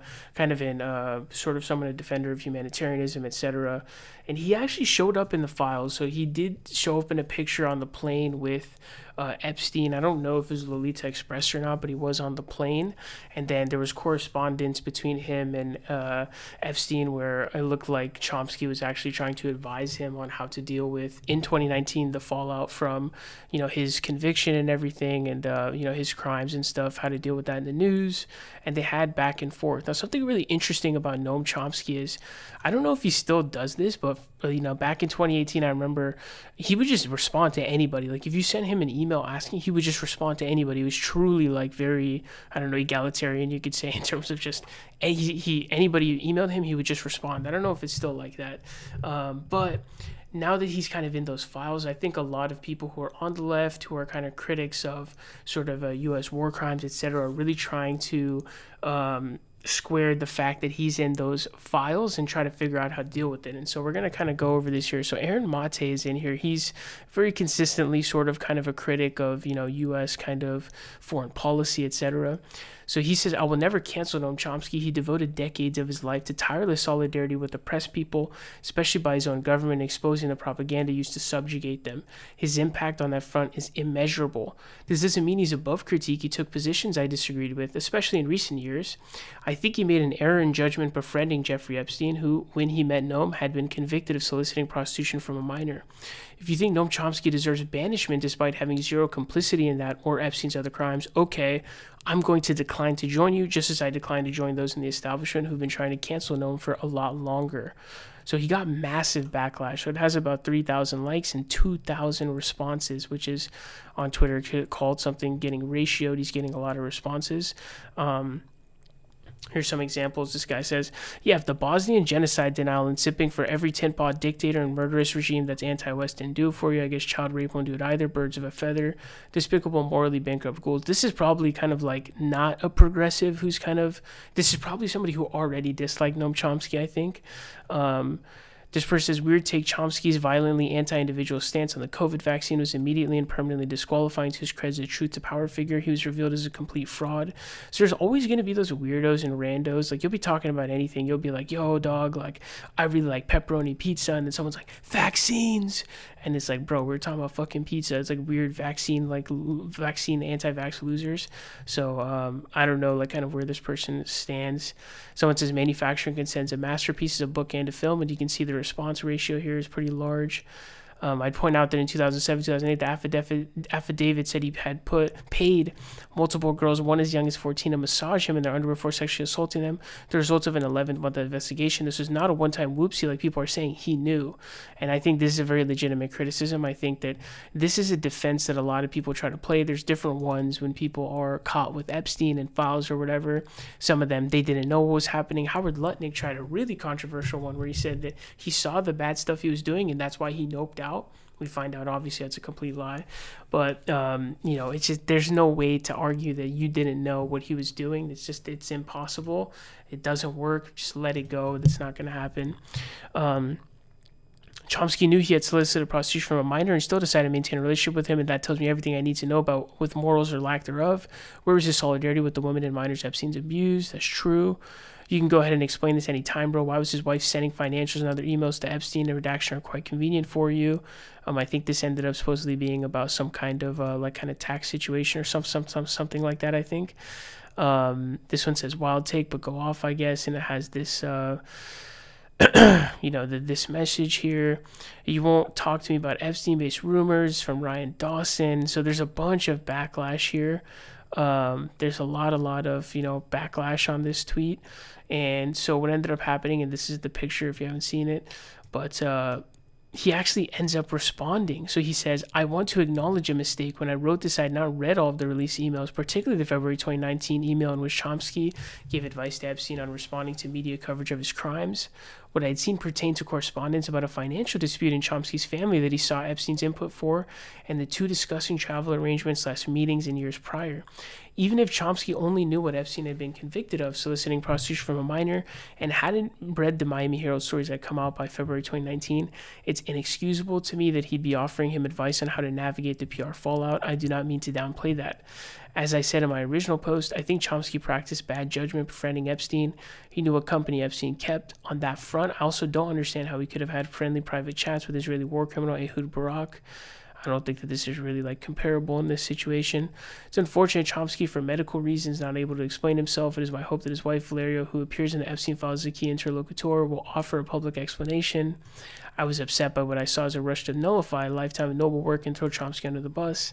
But reverence for Chomsky's work does not justify minimizing the harm to Epstein's victims. So he basically puts out this big kind of apology letter after his tweet. Now, what I think he wants you to think is this sort of some kind of genuine change of mind after new information. In my personal opinion, I think he just got a ton of backlash. He's probably not super used to it.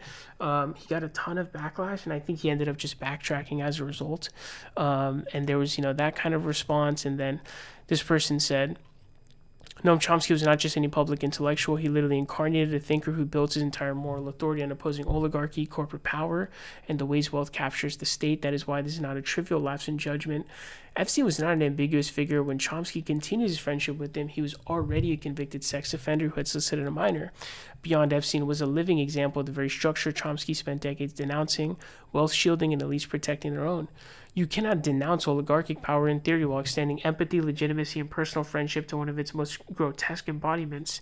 That is a grave moral contradiction.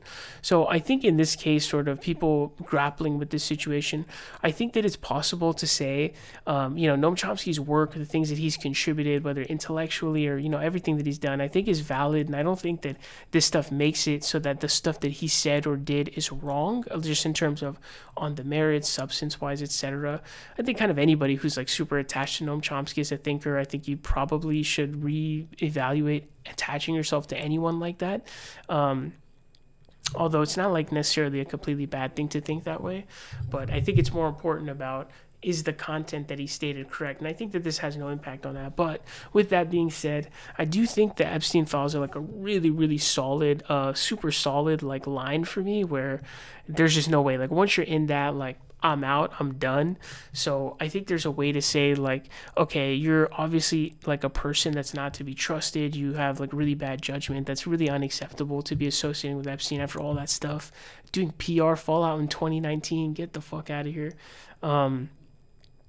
There's no way to justify that, and it's just not acceptable, and it's a bad look for him, and it's hard to trust him.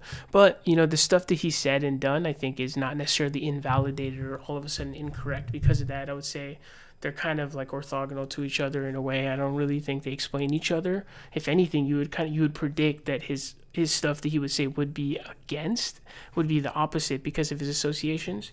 But I think we are going to have to bifurcate here. All of the stuff that he's done, whether it's manufacturing consent or, whatever it is, I don't think any of that's invalidated. But I do think the Epstein thing is the hard line. I think we have to draw the line there and be like, yo, you knew what he did. You're doing PR fallout. That's unacceptable. But, you know, you can let me know what your thoughts are down below, your sort of updated thoughts on Noam Chomsky as sort of definitely a progressive legend, you know, just in general. I mean, I remember taking a psych class in college and I just saw he came up and, you know, he contributed to so many fields, the computer science, linguistics, so much stuff. And so he's just a legend in general, and we probably won't see someone like him. I don't know in how long, but we just don't really have anyone else like that. And I think that stuff that he's contributed is not invalidated, but I would say in terms of my trust in him and the kind of faith or whatever credibility and stuff, I would say that is definitely like, I'm out. Manufacturing consent for Epstein. I bet he's getting a lot of emails now. Damn, that's funny. That is funny. Definitely make sure to support the stream if you guys are able. We did already hit the goal, to be fair, just to be clear, so we're not chasing the goal anymore. We have guaranteed a stream for tomorrow. But if you guys are able to, man, it'd be highly appreciated if you guys can donate to the stream to support. You can send a dono through Super Chat here on YouTube, or if you're going to send a dono of $5 or more, highly recommend using that Streamlabs link in the chat box.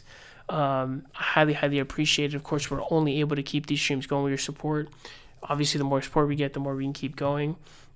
We did hit the goal already, though, just to be transparent. But please do support if you guys are able, man. Absolutely massive. Thank you so much for your support. Highly appreciated. Are the Epstein files enough to take down Trump? It depends on what you mean by takedown. You mean kind of his popularity and power go down? I feel like he's kind of already gotten to that point, to be honest with you. So I feel like he's already there, I think. And I think that definitely hurt for sure. Definitely hurt. It for sure hurt, no doubt. Dude, there's like too many stories today, bro. I think I'll have to try to do a couple tomorrow. I can't do this many stories. There's like 6 or 7, bro. How the fuck? Paula Jean Swearingen is a Karen. You think so? I used to listen to speeches, but then I tried to read one of his books and it was like watching paint dry. I actually want to read some too. I never ended up finishing the Federalist Papers. Maybe we'll do like some on-stream like Federalist Papers reading. Some people like Mate are really devastated. I was really heartbroken, honestly. That and Pusha T really crushed me. Why come on defend if you haven't checked out the newly released emails? He probably came out like... I actually don't believe him. I don't believe him personally. I actually don't believe him. I should say that. I don't believe him. So he says, so according to him, like... he didn't know. I don't believe him. I don't believe him personally, just to be honest with you. I don't believe him. I think he just got hella backlash, and so he 180'd, I think. No, definitely tarnished in my eyes. I haven't really been influenced by Noah's work like Mate has. I mean, he's been tarnished for sure for me, but I still think his work is like valuable, and I don't think it has any impact on like the validity of his work. Are you actually optimistic 26 and 28? I'm optimistic for 26, but not 28. 28, I think, is going to be more of a toss-up. It depends on how things turn out. It'll depend on how things turn out. So that's what it's going to come down to. And so what I would say is, like, I'm like a little bit more, I wouldn't say I'm like scared. Actually, no, I'm a little bit scared. Yeah, I'm straight up scared, I should say, actually. I was going to say I kind of more so fear the unknown. But, no, I don't think that's really it. Dude, the English so incompetent. They don't pay their Gestapo agents. They won't have any enforcement. Yeah, we're going to cover this story. Dude, I low-key think, like, anti-ICE videos might be, like, a genre for their channel, dude. Gavin Newsom at the top of a lot of polling for 2028. I don't think it'll last. But Democrats are kind of like monarchic in the way that they vote. They vote kind of like kings and queens type of stuff. I'm actually gonna grab a Coke Zero real quick. I'll be right back.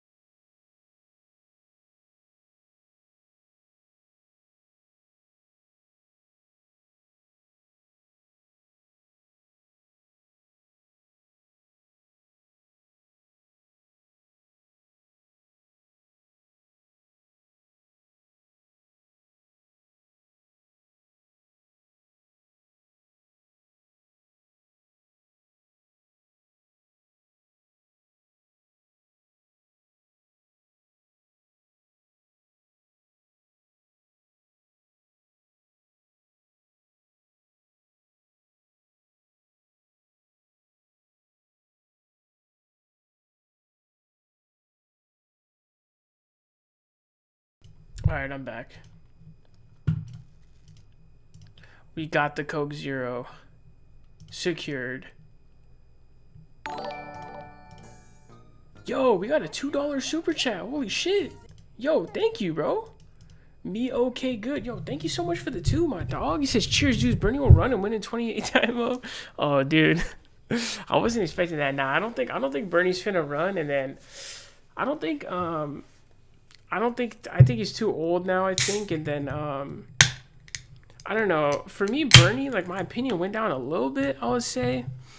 Especially with the Israel-Palestine stuff. I don't know if you remember, he took a really long time to come around to being pro-Palestine. It took him, like, ages, man. I'm like, how is it taking this dude so long? But, I think, I don't think it's Bernie's moment, man. I don't think it's any progressive's moment in 2028. I think it's too early.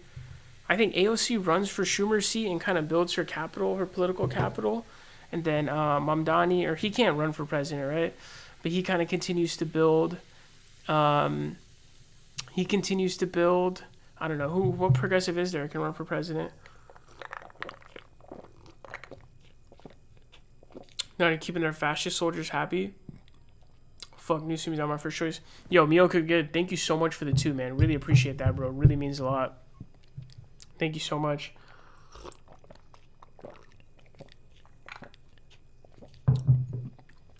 But no, I don't think it's Bernardino's moment, unfortunately. I think it passed in 2020. I think the real solution to kind of the world would have just been Bernardino winning in 2020. Yeah,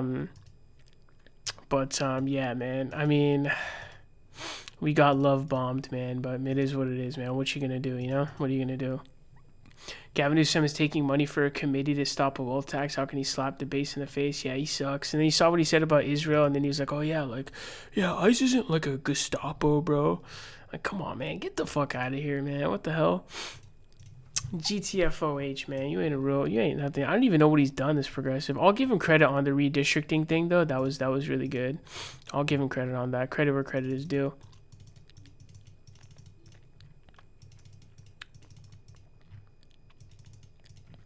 Was it a tweet, or where was that posted? Another post. I wonder if we can track these down. Recruits, a wave. Been here 2 months, man. Help facilitate.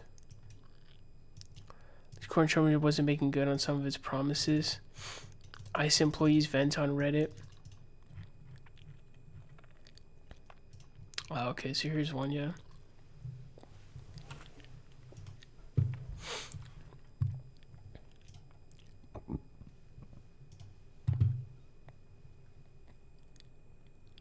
All right, so we've got an absolutely hilarious story here. So ICE agents are actually saying that they're not actually getting paid.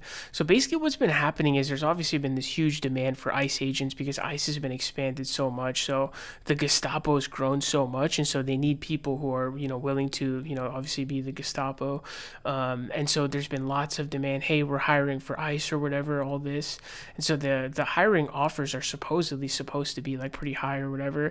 And a bunch of them are saying that they're not getting paid. They're not getting their insurance. Like, they're like, hey, we've been here for like 4 weeks. We're not getting paid, which is literally the least of the things they deserve. Which, by the way, if you're right now an ICE agent, you are such a piece of dog shit. It's actually insane.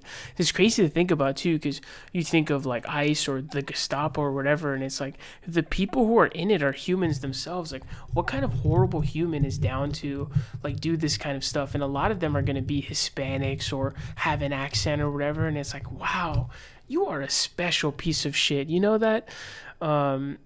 So this article says, while the Trump administration has promised high salaries and generous bonuses for federal immigration agent recruits, a wave of apparent new agents have taken to social media to complain about getting stiffed on everything from bonuses to health insurance, the International Business Times UK reported.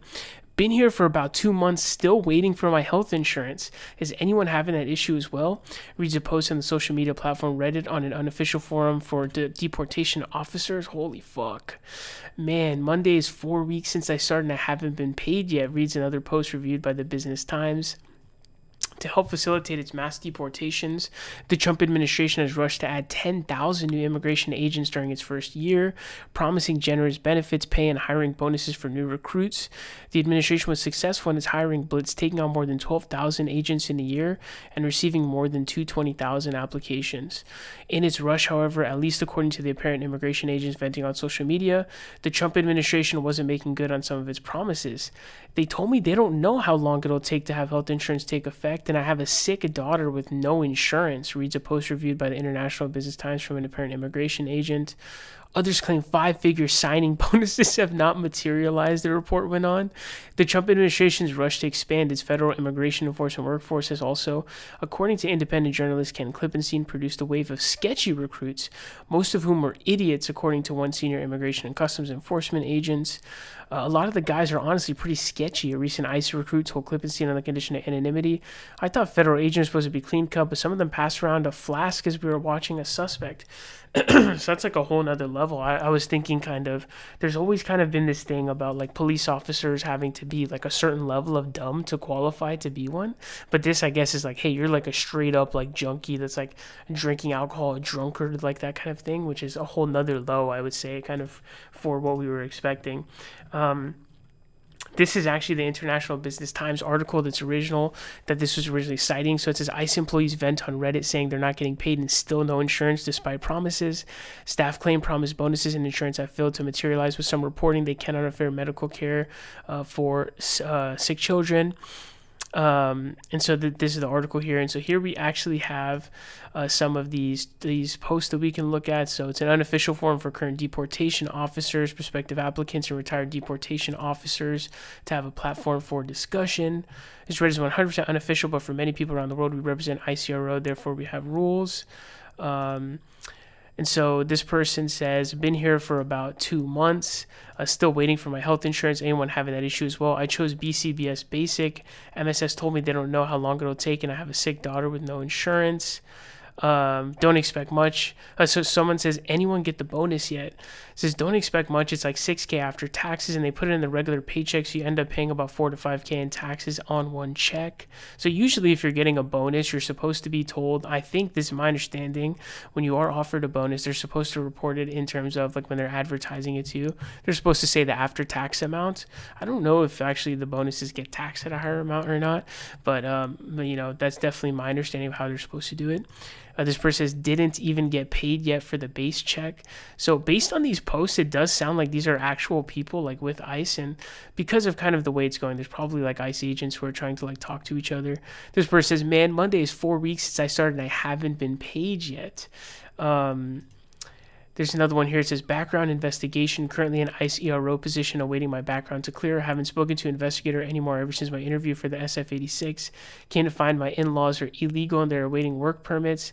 This is a fucked up situation because I cannot control, nor is my responsibility to look after other people's life or decisions. But yeah, I know it fucks me up in my career because I married my wife while she is a U.S. citizen and bonded with the family. But back in 2017 when I met her, you don't ask, hey, do you have some papers? Are your parents here legally? Some BS, man. Now I have the job I always wanted. I do what I always dream about, but there's always a but in this F life, man, which pisses me off. Anybody had a situation like this. So this person basically gets this job and is now in a situation where like they have in-laws who are basically going to be prosecuted by people in his position, and he's venting about this because he's like, man, I got this job that I wanted, and darn it, it impacts my family. I think he's still going to choose the job over his family, I think is what it sounds like he's going to do. So this is kind of the depravity, I think, of like ICE agents, anybody who would be an ICE agent. So I really do think like it is kind of a layer that we miss when we see all of these protests going on about ICE and everything Trump is doing, all of that stuff. At the end of the day, people do have to carry it out. And so the fact that there are people who are willing to carry it out, I think is actually a really, really bad sign, at the very least in terms of kind of the morality of people. And you can see the kind of backgrounds of the people who are doing it. It's usually, you'll see a lot of like Hispanics and minorities and stuff who are doing this. And it's like, man, what is wrong with you? You're really down to just get a check like this just to sell out like that is insane. And so you just have these kinds of situations where it's really, really remarkable just how like depraved these people are. And it's something that I think really gets lost. But I think that if there's obviously been a lot of backlash already that we're seeing, and the reports are all saying that Trump is like thinking of backing off after all the Alex Preddy backlash, because polls say that clearly is not something that people don't believe the official story, etc., and they think that it was a wrong killing. And so definitely looks like, according to reporting, he is backing down, is what it sounds like. And so we can kind of see here.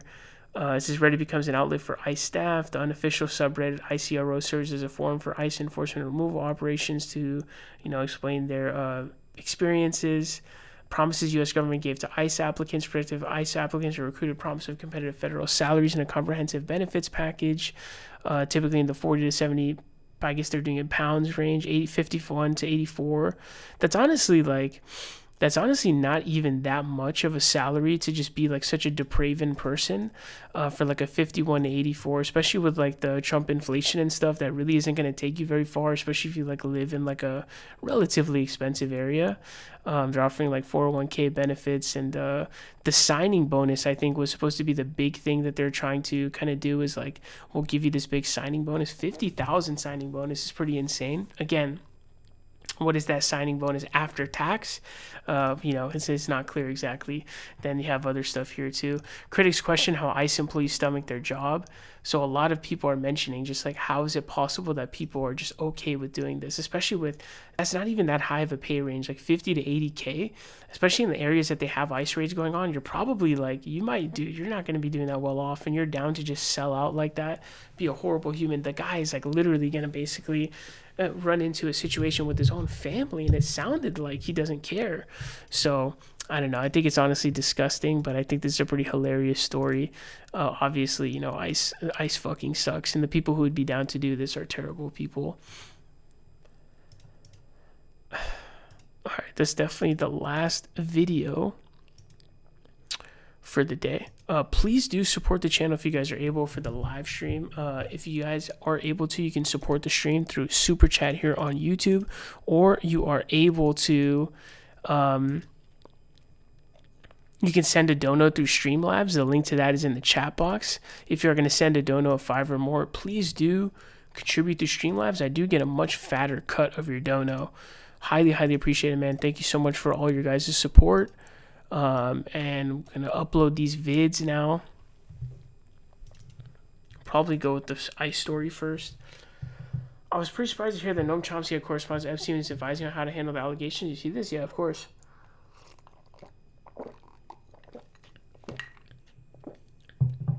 We actually just talked about it in the video.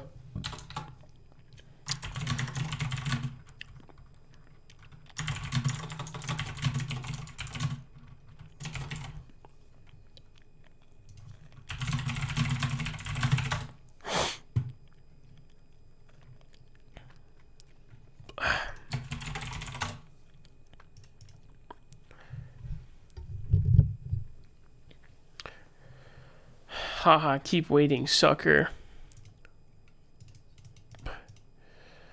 ICE agents not getting paid.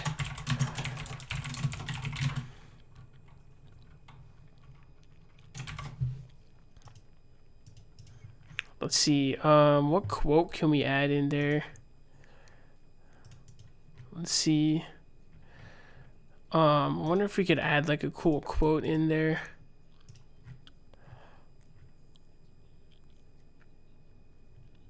Haven't been paid yet. Yeah, probably should. I need like a banger title. I was thinking of using ChatGPT actually to like optimize SEO. Are there like any like AI people who would know if that's a good idea?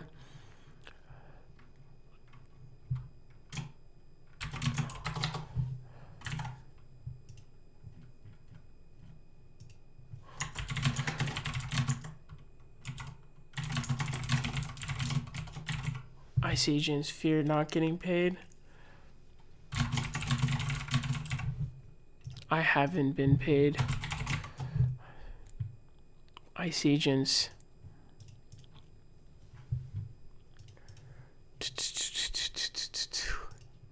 ICE agents fear.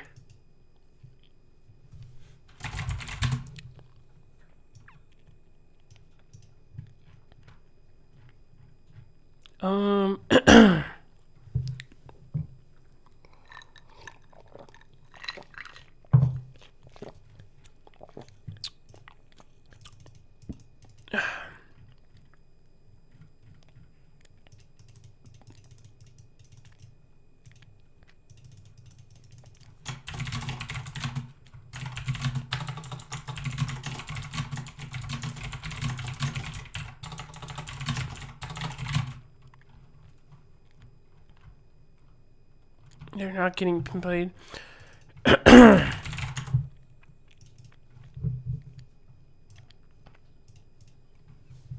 Y'all donate to James Tallarico? Yeah, yeah, I would recommend that. I would recommend that for sure. Definitely donate to James Tallarico. ICE agents fucked by America's biggest PDF file. Are you talking about Trump?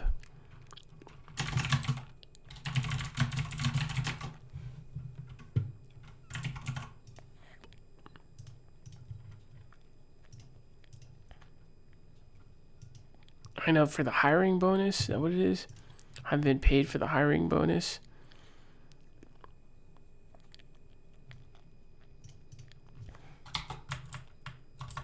Yeah, still waiting.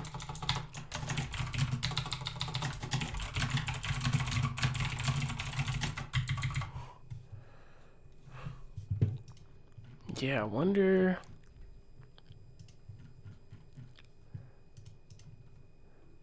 Still waiting.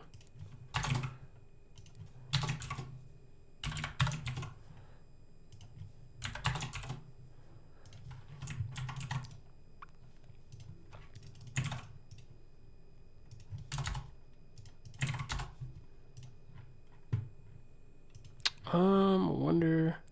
Yeah, probably go with this one. Yeah.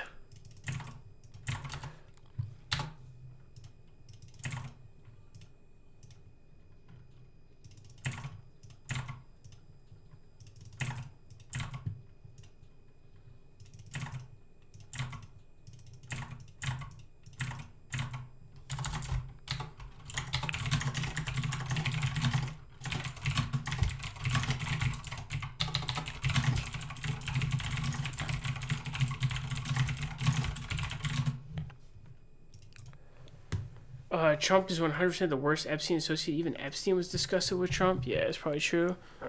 You think Supreme Court knows they can't back Trump's attempt to steal midterms, so they're slow quitting now? I don't know. I honestly think they could have. I feel like they could have dicked California if they wanted. To be honest with you, I don't know if that's controversial or not. I feel like they could have. I feel like they could have dicked California if they wanted. Because all they would have had to have done is they would have just had to have sided with them and saying that, yeah, this is racially motivated.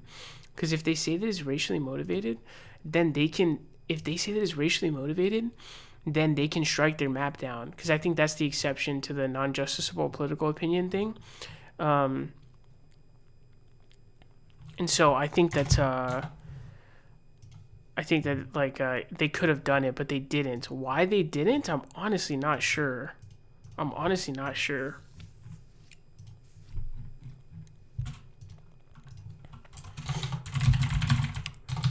It's definitely a good question, so I don't know.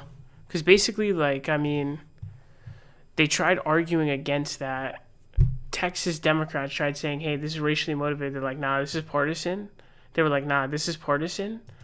And then that's what they did, right? And then the Republicans in California did the same, and then what ended up happening to them is they like, nah, this is partisan, so this is non-justiciable political issue, and so it fired back on them. But I think they could have still dicked them if they wanted, though.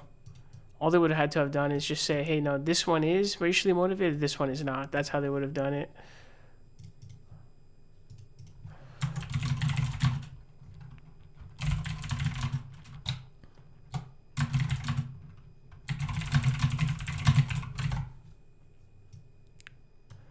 She knows.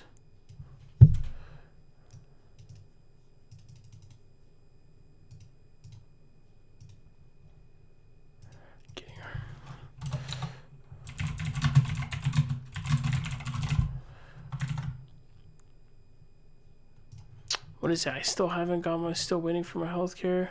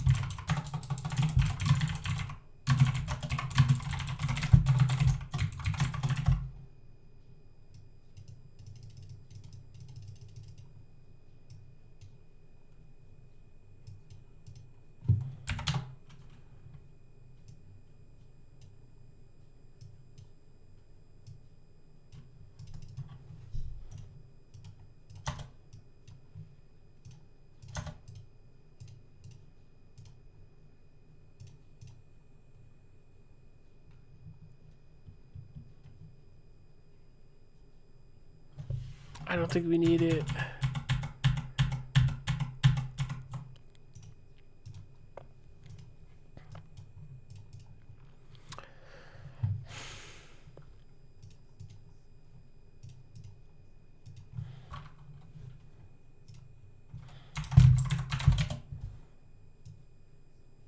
This part of this stuff is honestly pretty annoying.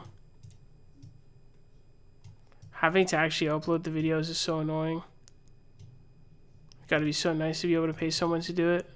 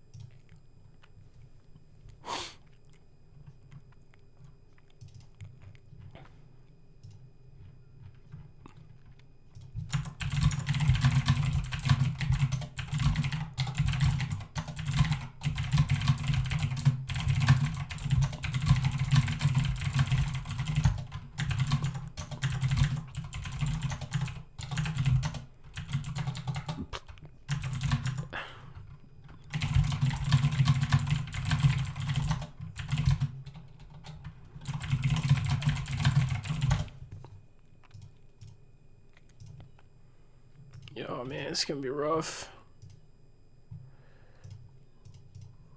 getting 4 of these up.